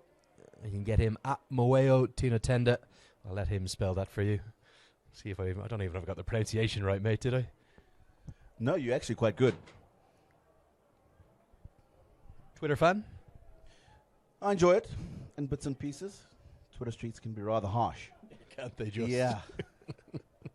Got to be a strong man to spend a lot of time on that. Down the leg side. I think this is thudded into the pad. There should be time for a couple. And he's just going to have to get going, Stephen Taylor, to make sure he gets there, which he does. We'll wait for the signal. And it's given as leg buys. Nice to hear from some close friends back home. Barry McCarthy, the big Irish fast bowler, watching on. He's about to play New Zealand in 3 T20Is. Became just the 5th number 9 in the history of the list day game to score a century recently, as Taylor smashes this one into the leg side. It's amazing how much all of these developing nations, they all follow each other, don't they? Ireland are as interested in Zimbabwe as Zimbabwe are in Afghanistan, as USA are in UAE. And there's a real fraternity, a real brotherhood amongst all of those players.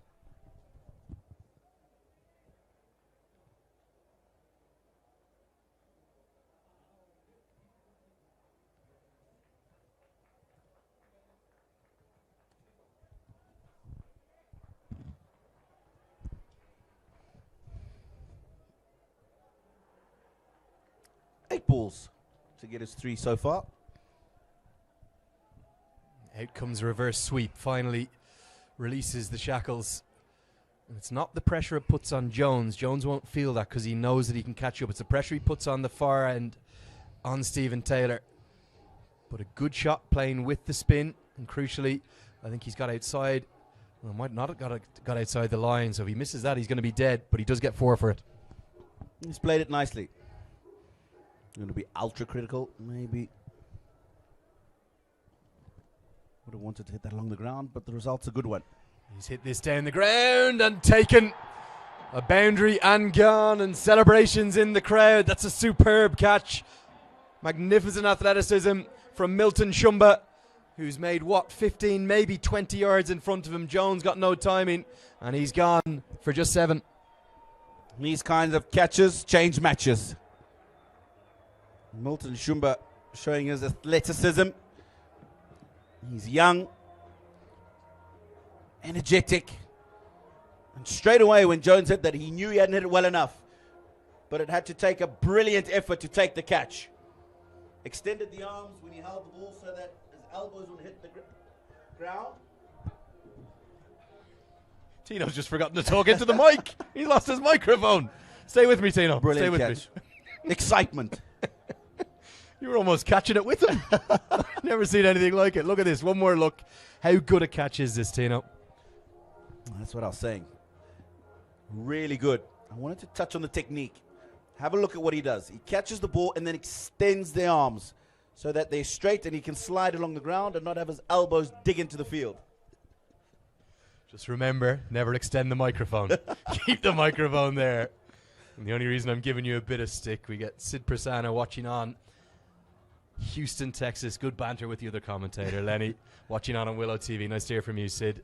And all the American fans waking up. It's very early in the morning across many parts of America. 10 a.m. Eastern and 7 a.m. on the West Coast. There's a huge cricket playing population. 150,000 weekly cricketers in America. Can you believe that? One of the largest cricket playing populations in the world. Across all 50 states now. And really the game continues to grow in America, and if they can get to a maiden World Cup, that could be a real breakthrough moment for the game. I've always wondered, Andrew, and maybe with all the work that you do in America, involvement in the game of cricket, you might be able to answer this. What's the competition ratio like when it comes to a sport like basketball, athletics, football's upcoming now, with the cricketers? Look, it's not quite hitting the scales of those numbers, but in a cricket comparison globally, 150,000 to 200,000 weekly participants in cricket who play in park cricket and tape ball cricket and indoor cricket all the way across America, and that's significantly in advance of several of the test nations even. The likes of Ireland and New Zealand wouldn't have anything like those numbers. The problem for America is it's spread across what is in essence a continent, 50 states all the way from New York across to Los Angeles. There's some real hubs of the game. Jaskar Malhotra, the new man to the crease, punches this down the ground for 1. But facilities is the big trick. It's not like just needing a basketball court to play cricket. An awful lot of the cricket is played on either matting or concrete or rolled out matting, maybe in between a couple of football fields or American football fields.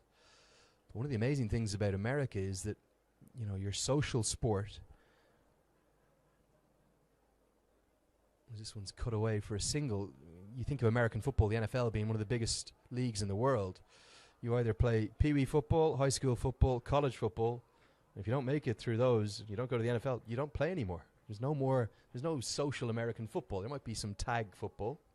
But that's one of the great things about cricket. You can play right the way into your 40s, 50s, 60s. As we see the leg spinner brought out by Raza, dragged down and played into the leg side. The interest is certainly there, and it's just about, I suppose, educating the normal American. What we saw last month in Texas was lots of Americans come to the game for the first time. There's a genuine appetite for the game. Yes, some misunderstanding, not understanding the rules yet, but that's the governing body's job, to get more people understanding the game. And just listening to that, of course, you say it's basically a continent, 50-plus states.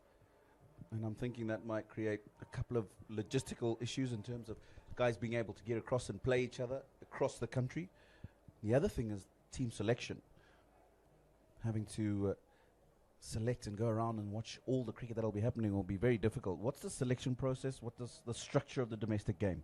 You've just struck on probably the biggest bugbear of every American cricket fan. Why is he being selected? Why is my guy from Georgia not being selected, or from North Carolina or from Texas? You haven't seen him play. He's brilliant. And that's where, I suppose, minor league cricket in the first ever nationwide T20 competition with 26 teams, nearly 200 matches, is giving some kind of a structure, some kind of a benchmark. There's a huge number of private competitions all the way across America. Some of them played for pretty significant amounts of money. You get big stars coming in. Chris Gayle has played in these competitions. Andre Russell. They come up for a weekend to the US Open or the Atlanta Open or the LA Open. And there's big prize money played for. And owners want the bragging rights. They want to hang out with the stars. They bring these big players in. We've seen all sorts of cricketers appear in America. But yeah, it's very difficult to drill it down to your elite performance squad of whether it be 14 that we have here. For all the teams, is just wonder, was there an outside edge? Don't think so. Tied over from Raza, 6 runs from it. Halfway stage of the chase, USA 79 for 2, still in the game, but they need more than 10 and over. But that minor league cricket is given a real opportunity to benchmark the standard. 2 professionals allowed in each of those teams, domestic professionals as well, including the American team members when they're around. And plenty of cricketers that have come in on what I would describe as kind of working contracts. They're working as coaches in academies whilst also playing their cricket. Plenty of South Africans, some Pakistanis, some Sri Lankans, even some Indians, probably most well-known Unmukt Chand, the former India under-19 captain. And they're raising the standard a little bit like 30, 40 years ago. You'd have brought in pros from England and from Spain and from Brazil for the first couple of editions of Major League Soccer. Now, this is just the minor league, and the major league will get going next year. When that kicks into gear, maybe the sleeping giant that America really is could start to awaken properly.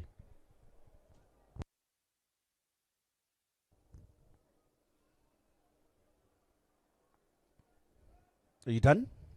Nothing more to say at the moment? Sorry, I blacked out. I can't remember what happened. Was I still talking? Yeah, you were. I'm sorry, mate. No, very interesting to hear exactly how the games run there. I think the good thing for Cricket USA going forward is the fact that they've got numbers. And I think by far a whole lot more numbers than the rest of the up-and-coming nations. Smashed straight into the air. Has he got the distance? I don't think he has. Milton Chumba's not going to drop that. The introduction of Masakadze has the big wicket. Stephen Taylor, 101 in his first game, 58 in his second.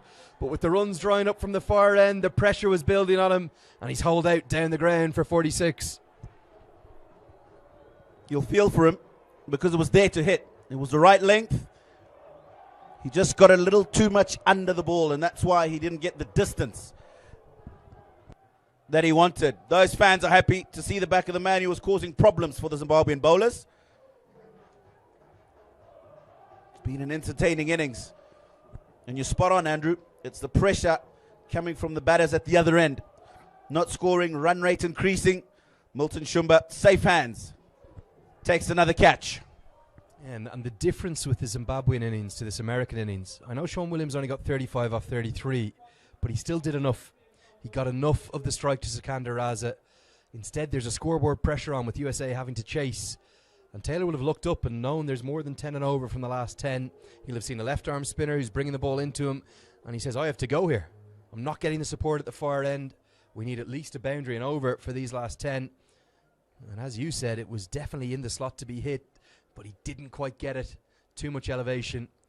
And right now, USA are staring down the barrel. Going to be a tall task from here, but 2 very fine players at the crease. Jaskar Malhotra and Gajanan Singh. Keep your eyes on him. Really stylish left-hander. Very aggressive striker of the ball as well. He can catch up very quickly. And Malhotra, we all know about his 6-hitting prowess.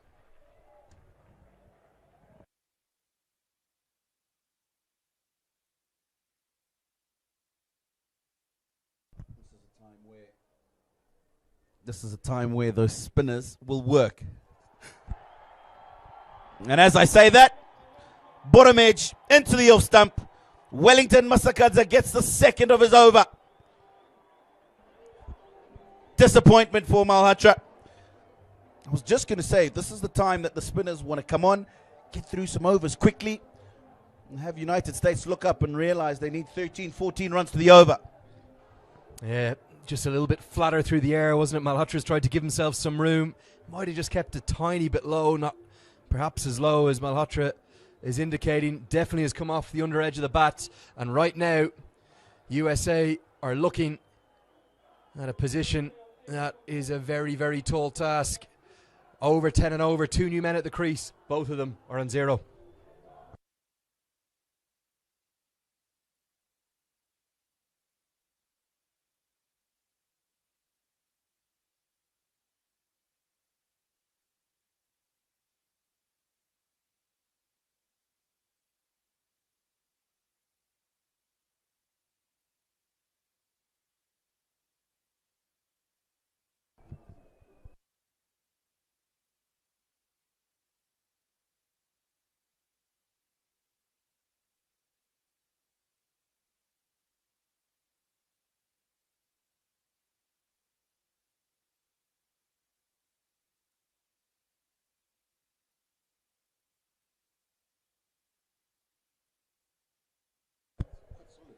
Marty Kane, new man to the crease. Interesting cricketer to watch. Very unorthodox and very much enjoying his unexpected second chance at a cricketing career. Emigrated over to the west coast of America. He bunts this one down the ground for a single. Mainly to go and surf some waves and live in San Diego with his new partner. He did play professionally for the Central Districts in New Zealand. But as cricket started to grow and he realised there were some local clubs, he started playing, started coaching for a living, local players. And as the first season of minor league cricket came around last summer, he plays for the brilliantly named franchise. You're going to love this one, Tino. The San Diego Surf Riders is who he plays for. That's a cricket franchise? Brilliant. Brilliant. And he had such a good first season, allied with the fantastic national championships, the inaugural USA Cricket Run national championships in November in Texas, where he was actually the leading bowler in the tournament. That's why I couldn't believe he didn't get a bowl today. Brought him into the reckoning, and he was called into the USA squad for the first time against Ireland. Had a big impact. Smash marker there all over Fort Lauderdale as USA took the first T20 very nearly took the series, in fact. Ran up just 9 runs short in game number 2. And he hits the ball into funny areas just like that. Just his third delivery, the reverse sweep comes out. That's a very good shot. 4 to the total.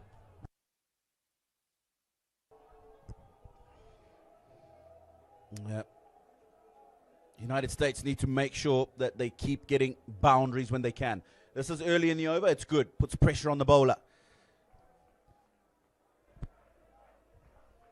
And also a little bit like I was saying earlier during the Uganda game, I'd rather see USA go out and lose their 6 wickets trying to win this game. You've nothing to lose here. You lose by 100 runs, it doesn't matter. It literally doesn't matter. You still play a semi-final tomorrow. Throw everything at it. Quite funny you're talking about he hits the ball into funny areas. Those are the most frustrating people to have to bowl to and to have to captain against. We had one of our own.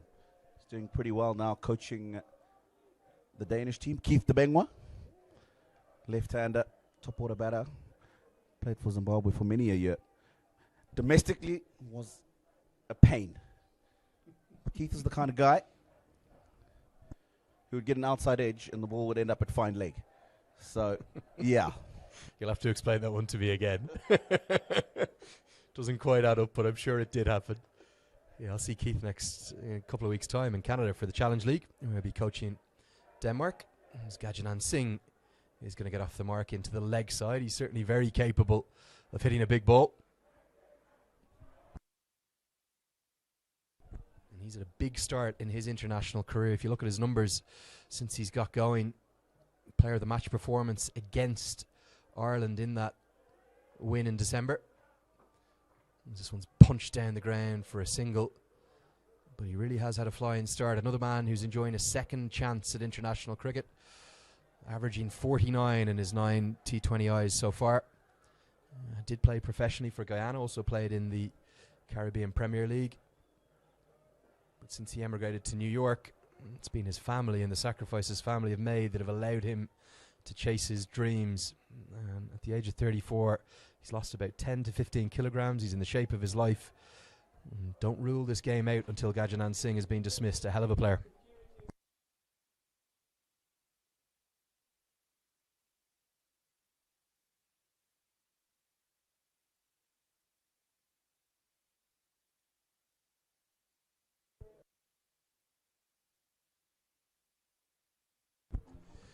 So there's the state of play with regards to the run worm, and it's also going to give you a sense that actually USA are not out of this game.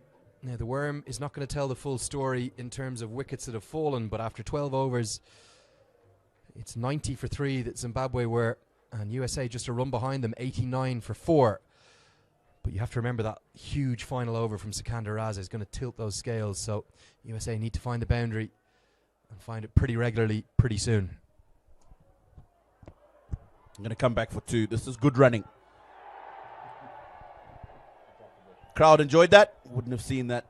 Wellington Masakadze dropped the ball and hit the stumps with his hand and not the ball.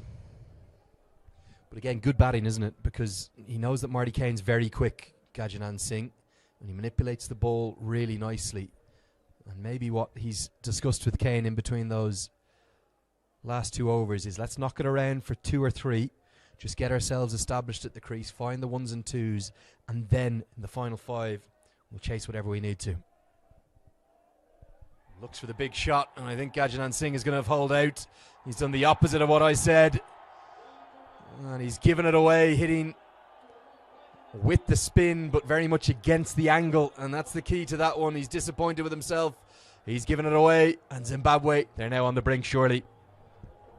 It's the right shot to play. I think the ball just got a little bit big on him, a bit of extra bounce. Wellington Masakadze has come on with the golden hand. 3 wickets. Ripping out the top to middle order of the United States. They lose their 5th. Do you think Ryan Burl was sending a message there by any chance as he bowled that ball in after taking the catch? Just reminding the skipper. I'll tell you what, Ryan's actually started to bowl a lot more in the one-day and T20 side, getting some wickets, did well against Afghanistan, bowled well the other day. If he wants to bowl, he'll just walk up to the captain and tell him. He won't allow him to think or see if there's a hint. I don't know. I reckon that was a bit of a...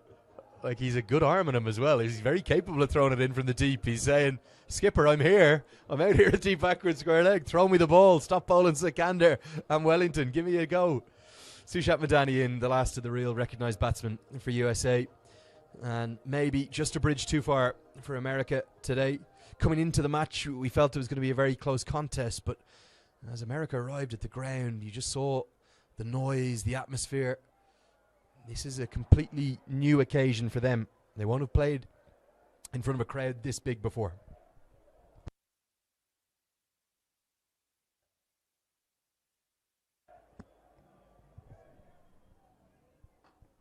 In fact, I'll correct myself. They will have twice before, and that was against Nepal in Kathmandu in 2020. One of those games, the second and final match of the tour for them.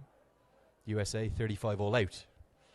So they don't have great memories in front of huge crowds. Tell me about Kathmandu, because you were there recently. I've heard about cricket crazy people there as well. Oh, absolute obsession, yeah. Probably like nowhere else on the planet. They just love their cricket. Pack into the TU International Cricket Ground. I think I've had 8, if not 9 trips there now. Can't get enough of Kathmandu, mate. And to be honest, the way this trip to Bulawayo has been, it's not going to be my last time here in Zimbabwe. What a place. Glad you've enjoyed it. It's taking a couple more days to catch up with you than I thought it would.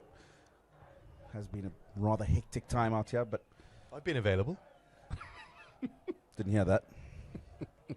You've been a busy man, Tino. A very busy man. Multitasking. Smashed right over the head of Sushat Madani. He's made his name at the top of the order for USA in the ODI side, in a new role in the middle order in the T20I team. 13 gone. Zimbabwe right on top, and they'll be looking to close out this game and stay perfect. 94 for 5.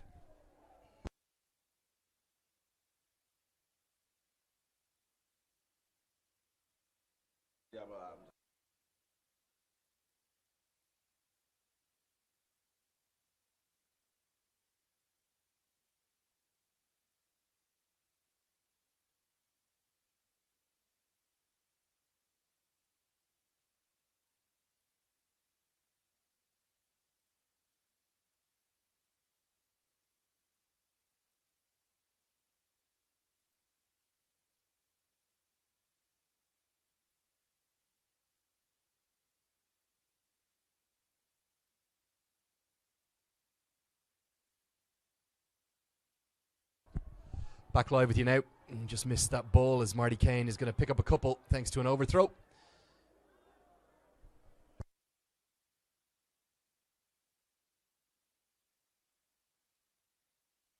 And it's the introduction of Ryan Burl into the attack. That none too subtle hint has worked the trick, and he could still get his 4 overs in, the leg spinner.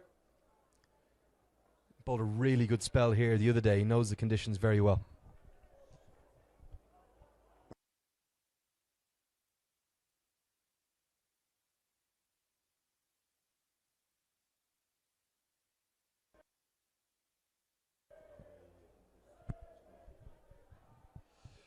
Switch hit attempted by Kane.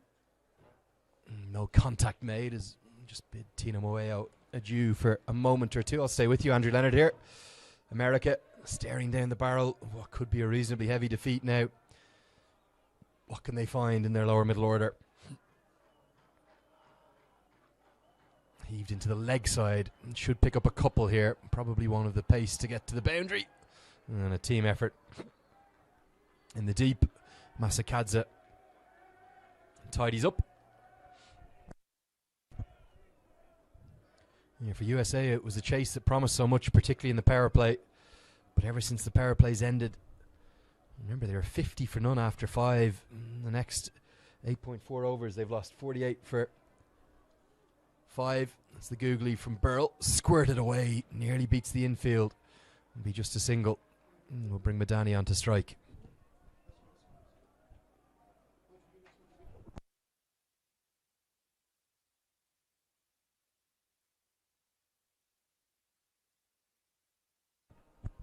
And Zimbabwe and the Netherlands, the two unbeaten sides so far in this qualifier, riding high into the semi-finals, but all of that group form is going to count for nothing. And all comes down to one game tomorrow. Nicely driven by Madani for a single. We'll bring up the 100 for USA at the end of the 14th over, but they're well behind the required rate. They need 86 more from the remaining 6 overs. The required run rate spiraling out of control for them. So it's looking very likely it's going to be USA versus Netherlands and Zimbabwe versus Papua New Guinea. And you'd have to fancy the home side in particular against Papua New Guinea. They only won 1 of their 3 matches. But Carl Sandry and his brains trust, his assistant coach, and all of his backroom staff will be plodding away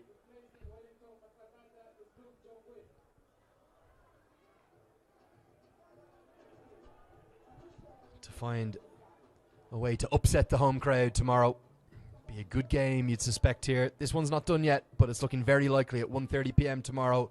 It's going to be the Chevrons against the Barramundis, Zimbabwe against Papua New Guinea, and that will leave USA to take on the Netherlands across at the Bulawayo Athletic Club. Luke Jongwe into the attack for the first time. That's how many bowling options that Zimbabwe have.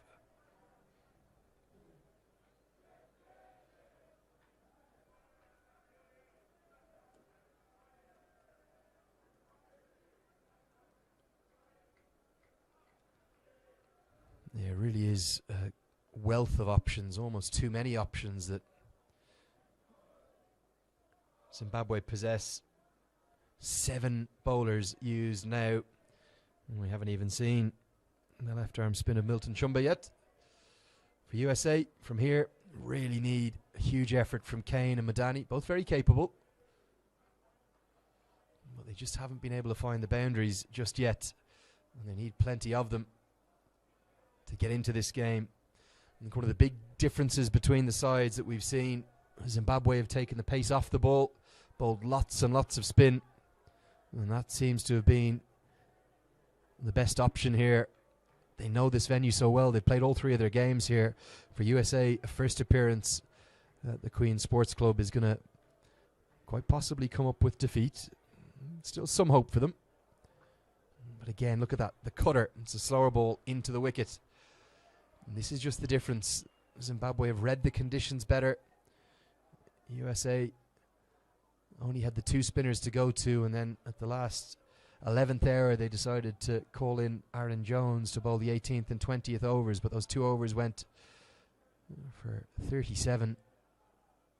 Another cutter, guided away. Singles not enough for USA. But for USA, they know they'll have another chance tomorrow, but they'll have to take on the Dutch. It's not going to be an easy game. You'd have to make the Dutch and the Zimbabweans favourites tomorrow. Both will be unbeaten going into the final game, or the semi-final game even, if the result goes the way it's looking here right now. Hard length, and Kane can only get it away for 1. Not sure where the boundaries are coming from right now for USA.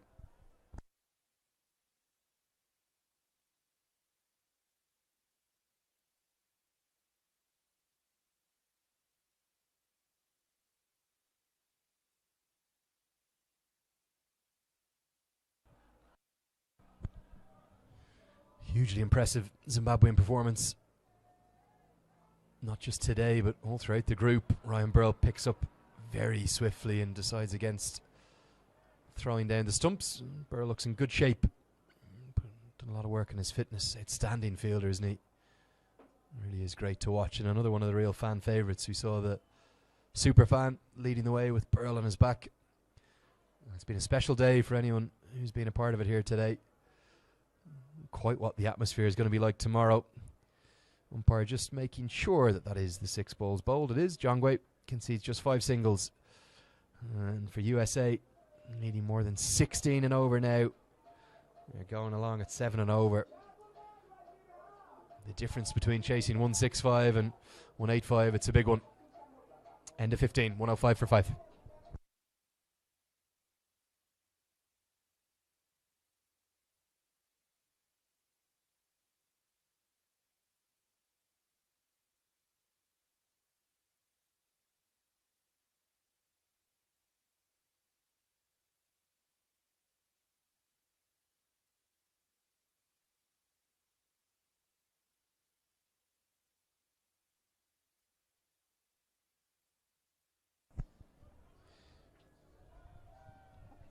Ryan Burrell to continue. With 5 overs to go, he's going to pick up his first wicket. Madani was looking for a sweep shot that just wasn't there, trying to take it from well outside the off stump, and it's been dragged back onto middle. Zimbabwe closing out this game in style. The home side have been immaculate throughout the group stages, and there's every chance now that they'll join the Netherlands as the only unbeaten side in the tournament. Look at this. Very full indeed. Might have actually been the googly. Give Ryan Burrell credit. He's got his leg breaks coming out really nicely. No real celebration from him. Disappointment from Madani. And USA slide further. They lose their 6th. 105 for 6.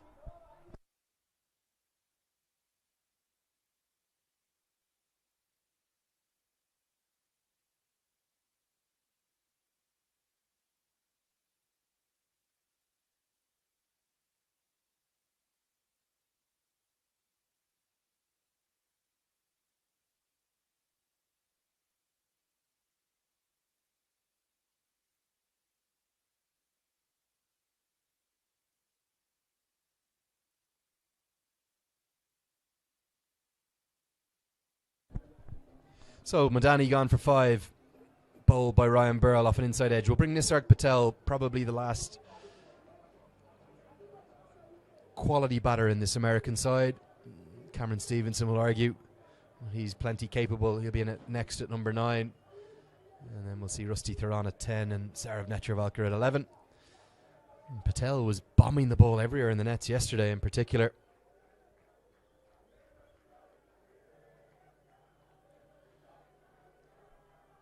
But it's just a massive task that USA face, needing more than 16 runs and over. The spinners have squeezed the death out of this game. Wellington Masakadze's 3 wickets. A wicket for Ryan Burrell. You have to say that the home side, they've read the conditions better. They've recognised what bowlers to go to on this surface. And it's just a little bit slow. Good batting, no doubt, but definitely a bit slower than Quicks would like. Great to be with you as always. Andrew Leonard here. And with 5 overs to go, I'd love to hear from you. Get in touch. Let me know where you're watching from. And what I want to ask you is tomorrow's semi-finals, which are almost certainly now going to be Zimbabwe against Papua New Guinea here at 1:30. As Nisarg Patel goes inside out for a couple. That will be 1:30 p.m. Admission just $2 on the gate. Free for kids under 16s. They can come on down and enjoy it. What's going to be a hell of an atmosphere at the Queen's Sports Club. Make sure to bring your COVID certificate that you've got your vaccination. But if the atmosphere is anything like today, it's going to be very special indeed. And that will be Zimbabwe versus Papua New Guinea at 1:30 here at this ground, and then across at the Bulawayo Athletic Club. I think that's where I'll be making my way to for tomorrow. USA will take on the Netherlands. Realistically, I know USA have won 2 from 3 and Papua New Guinea only 1 from 3. Patel picks up a single here into the offside. Those records, they count for nothing tomorrow. They really don't, because it's all on one game. Zimbabwe could have won every game by 200 runs. As we're going to take a look at the dancing fans. Get me up there, boys. Come on, production manager. Let me go. Come on, I want to get in there. Am I allowed? Oh, shake of the head from the back of the box. I've got the shirt on and all. Come on. Get me up there. And you can see Liam Brickell there, the journalist working with the ICC digital team. He's right in amongst them. He's getting some great footage. And look at the Zimbabwean flag flying proudly. What an atmosphere, what an occasion, what a tournament this has been. It's all going to come down to tomorrow. It's fantastic Friday. Make sure you don't miss it if you're in Zimbabwe. Do whatever you can to get here. And if you can't, you're going to enjoy all the action around the world on ICC TV or Willow TV or fan code as Wellington Masakadze comes back in to complete another over for him. He's got 3 for 7, remarkable figures. For USA, I think they'll take a lot of positives from today's game, even if they do go down to the loss. The reality of it is that they'll have learnt a lot from a very fine side here on their home soil. I don't think there's much in the sides in terms of talent or ability. It's just experience and cricketing experience, and in particular the reading of the local conditions. Kane looks to get the reverse sweep out. Can only pick out the backward point fielder. Patel will come through for the single. If you look at the quality of ball striking from Stephen Taylor in particular, it was every bit as good as Sikandar Raza. But just a few strategic and tactical errors from USA in their bowling innings. They've done so well to keep things down really till that final over from Aaron Jones went the distance. And then if you look at the bowlers that have been used, it's been all about spin for Zimbabwe, whereas America probably slightly over-reliant on their 3 pacers. You have to remember, they got 2 spinners sitting on the sidelines, but they're both teenagers. Vatsal Vaghela and Yasir Mohammed are yet to play a game in the tournament. As Marty Kane helps this one straight into the hands of Ryan Burrell, who takes the simplest of catches. He just didn't quite look like he had the power to clear the ropes at any stage today. Marty Kane was always hovering around a run of ball, and he's going to fall with a strike rate of exactly 100. Can't blame him for looking for the maximum. Need nearly 18 and over. And Ryan Burrell takes a good catch. It just dipped in him late, so he's done well to cling on to it. Marty Kane will fall. Dismissed for 18 from 18 deliveries. And USA slide further. Wellington Masakadze has a 4th. What a performance from him.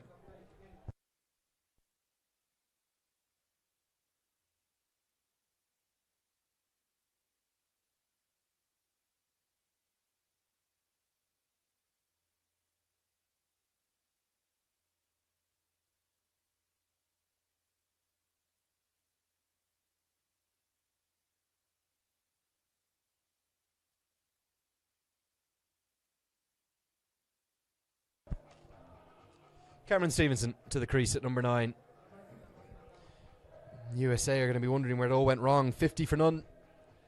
But they've lost 7 wickets for just 63 runs. And look at this crowd. They are bouncing.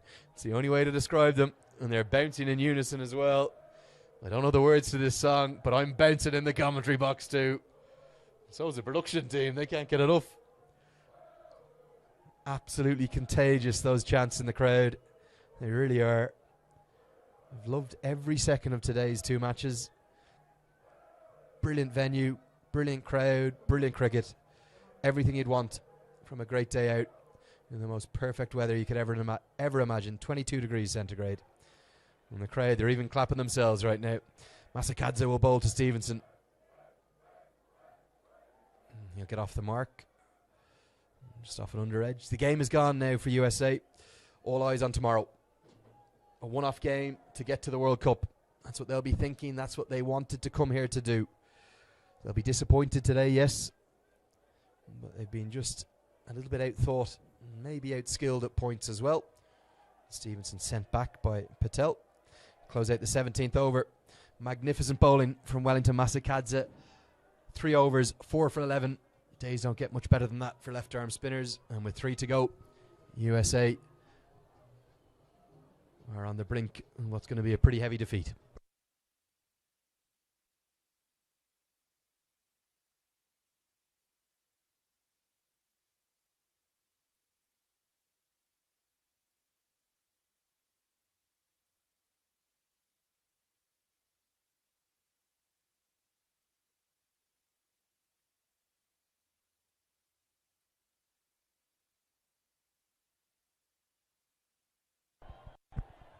Well, if we think it's rocking here today, it is going to be something else tomorrow. Can't quite find the words to describe it. Ryan Burrell with a big dirty full toss, but Stevenson can't get anything on it. Lucky to get away with that one. Don't think there's going to be a spare seat in the house really tomorrow. The Mexican wave starting to go around the ground. I know we've had some messages coming in saying that they can't quite hear the crowd in the background because we're up in this soundproofed commentary box in the media centre. I can assure you it is very loud, very engaging and very entertaining. It really is. But do get in touch, yeah, maybe let me know who you think are going to be the 2 qualifiers tomorrow. Send me a message at Cricket Badge, you can get me. That's Andrew Leonard Cricket, followed by BADGE on Instagram or Twitter. As Patel goes inside out, he's going to fall just safe. That would have been a sensational grab from the skipper, Craig Irvine. He likes going inside out, does Nisarg Patel. And the captain gets a warm round of applause for his efforts. Yeah, who do you think is going to be qualifying tomorrow? Let me know.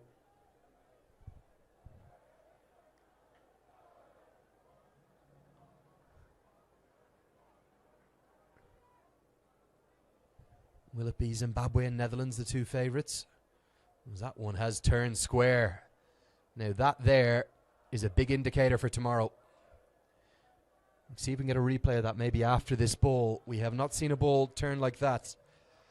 And you'd have to think PNG, they need to take note as Patel goes downtown.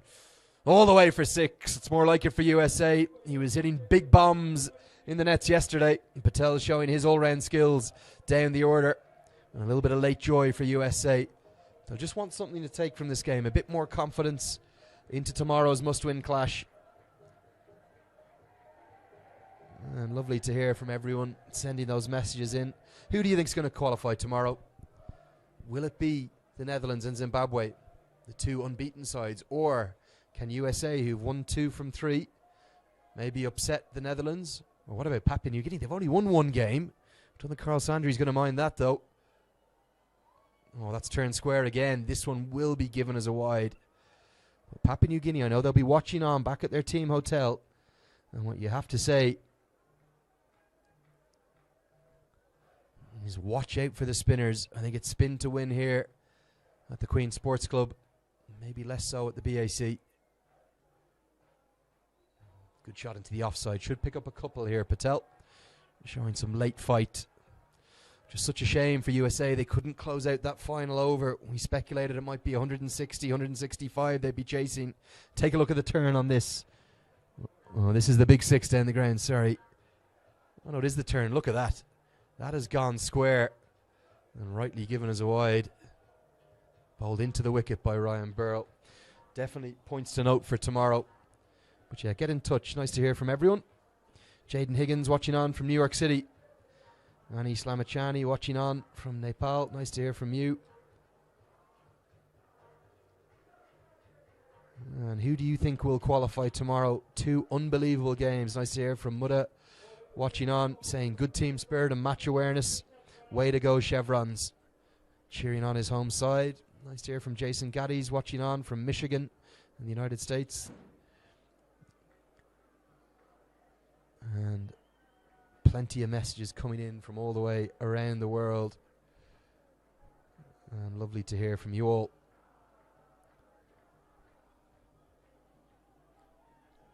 Well, bowl by Richard Engarava. Stevenson squeezes it out. Nice to hear from Marty Kane's wife, who's messaging on saying My family loves watching the live streams from here in San Diego. And she's really anxious for the semi-final. You can understand why that is. Because USA are one game away from a first ever World Cup appearance. Doesn't matter today's result for the moment. As Patel smashes this one into the deep. He split the two fielders. Good little cameo this from Nisarg Patel. He's probably the second best batter in the nets. And I don't know if I've seen a ghost to my left. Oh no, there he is. Tino Mowayo, he's back. Where have you been, Tino? Went somewhere to see if we can come back again. There'll be a few more wickets. Just attending to one or two other responsibilities. But I'm back. Give me a sense, Tino, how impressive a performance has this been from Zimbabwe? They've read the conditions expertly. They have. And I think that's something that I've noticed already in the last 3 games. The manner in which they're playing their cricket. Came out today positive with the bat. As they did in that first game, they got 236. And even though they stuttered a little bit in the early part of the Jersey innings, they still managed to get themselves to a total competitive enough against Jersey. Don't think there's a more clinical performance you can have than this before a semi-final, the crucial one. Has that been the main difference between the sides? Just reading the conditions better and knowing who to bowl when? It doesn't look to me like there's a massive gulf between the sides in terms of maybe raw natural talent or skills. I think the ability to read the pitch and adapt, Zimbabwe's certainly done better. If you've noticed, Zimbabwe have had mixed batting lineups in the competition, and that's because they're saying to themselves, in this situation, the best thing to do is maybe keep having a left-hand, right-hand combination. Or it's an off-spinner. Let's try and get a right-hander in. So, in terms of flexibility of the batting lineup, I thought that's been brilliant. Bowlers, and it's a pity about Tendai Chatara, but undoubtedly Zimbabwe's premier bowler, and he would have used these conditions ideally. I mentioned in the earlier game today that he's a guy who will come and bowl slow balls and slow ball bounces in a second spell in a T20 because he realizes that those things work in these kind of conditions. Well, I don't want to get ahead of myself, and I know you wouldn't want to as a big Zimbabwean supporter, but if they can win tomorrow, let's just say if they can get past Papua New Guinea as we get to the end of the 19th. They score 135 for 7. Is this a squad that has the kind of makeup that could go quite well in Australia? I think it is. And with the departure of Brendan Taylor over the last 6 months, biggest issue has been the pressure that it puts on the senior players. Craig Irvin, the captain, Sean Williams, Sikandar Raza Butt. Outside of that group, another person that you can look to get runs from, Regis Chakabva, has been having a bit of a rough time. Wesley Madevere, but still very young. So they certainly can do well in Australia. But you'd have to have the bulk of the big performances coming from your senior players. And then the younger guys with the talent coming in and supporting them. It's a pity that what I'm hearing about Tendai Chatara is he'll be out for 3 months. It's going to be a wicket for Luke Jongwe. Just the 2 overs for him today. Stevenson couldn't do anything with that full toss apart from squirt it off an outside edge to Craig Irvine at cover, who takes the simplest of catches. And it's been all about the chevrons today. They've been outstanding. They're going to run out ready winners, comfortable winners. And you just look back at that final over of the first innings and how that really knocked the stuffing out of USA. Especially after the 3 overs prior to that had gone so well for them. That last over just really deflated the team. Yeah, when Luke Jongwe was dismissed, the bowler who's taken the wicket there, Zimbabwe were 157 for 6 with 8 balls left. And you and I were speculating about 165 being maybe just above par and something USA could well have chased down. Instead, they've gone to Aaron Jones for the final over, and Sikandar Raza has gone ballistic. And that has just put the game out of sight and maybe been ultimately the telling difference between the sides, despite that flying start in the power play from Stephen Taylor and Monank Patel. But what a collapse it's been for USA. 50 for none after 5. And as soon as the fielding restrictions have eased, the pace has come off the ball. They just haven't had an answer.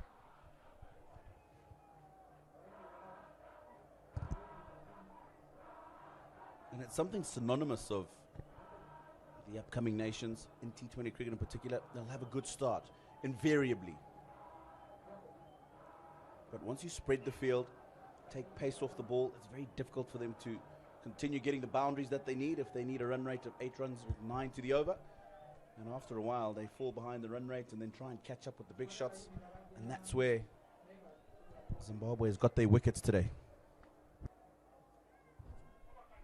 It goes back to one of the first questions I asked you. This gluttony, this wealth of bowling options that Zimbabwe have, it's not a burden, it's a benefit.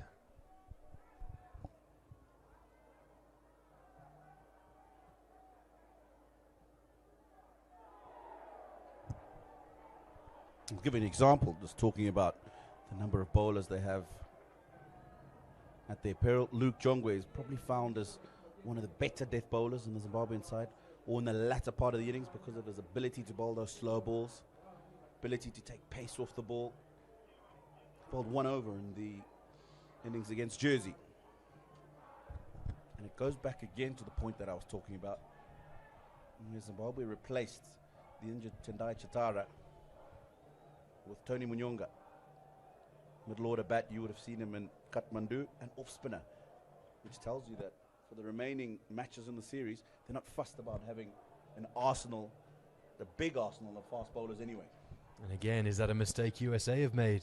They replaced Ali Khan with a seam bowling all-rounder. They haven't gone to Kareem Agor or Tanosh Kenjige, 2 very fine left-arm spinners. They've gone for that seam bowling all-rounder, and really, as we close this game out with a comfortable win for Zimbabwe, they've outplayed USA. There was much talked about this game in the build-up. Maybe USA, the rising stars of the associate game, maybe they were going to upset the apple cart and spoil everyone's party here. But no, it's been a picnic for Zimbabwe. And that's a good all-round performance by Zimbabwe. Came out positive with the bat.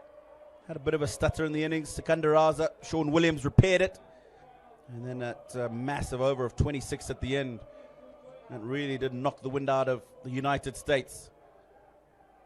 And after a very good start with the bat in the power play, once the field was spread, pace taken off the ball, United States batsmen found it really difficult to keep up with the run rate.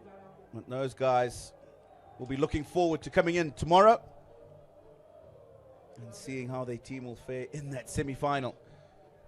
Well, it is going to be simply sensational here tomorrow, wherever you are in Zimbabwe. If you've got to drive from Harare, just be in Bulawayo tomorrow, because your side, they stand on the brink of returning to the world stage. It's been an awfully long time, since all the way back in 2016, that we've seen Zimbabwe at an ICC global event. They were there in 15 in Australia, New Zealand. They were there in 16 in India. That tournament didn't go their way, but even the groundsmen are dancing here at the Queen Sports Club. What a day it's been. Absolutely. You'll be thinking in the back of his mind, all the hard work I've put into this pitch has worked out and got us a wonderful result. Do you reckon he knows he's on global television? I don't think he does. I really don't. Wonderful to see, though. You gotta love to see it. You cannot keep the Zimbabwean spirit down. He is having the time of his life out there. The dance moves are flowing. He could be using one of those stumps to dance with in a second, I reckon, the way he was going. Great delight for every Zimbabwean. They have run out ready winners here by 46 runs, and you can't keep them down. Great credit to them. They work very hard to make brilliant cricketing wickets, and that's what we've seen. We're going to run through the cards before we get down for the post-match presentation. For USA, 139 for 8. Tino, just not enough. And you'd have to say, once Stephen Taylor fell, it was a pretty sorry state of affairs after that. Absolutely. But lessons to be learned from a match like this. They've been playing good cricket and still have an opportunity to get themselves into that final. Maybe a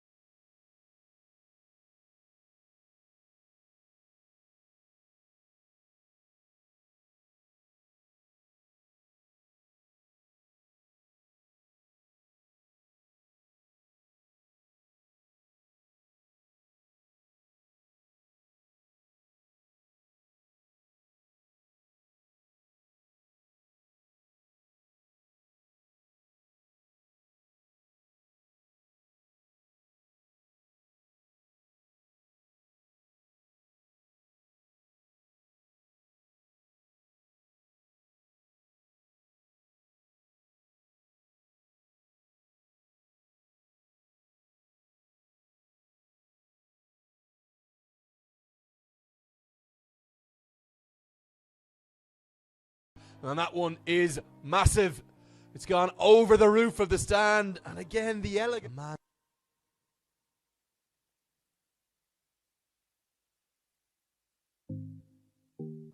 Going to be more runs to the total. Raza has not bowled a good over here. I don't think it's quite handy off.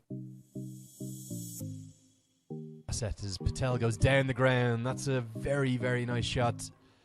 Just holds his shape.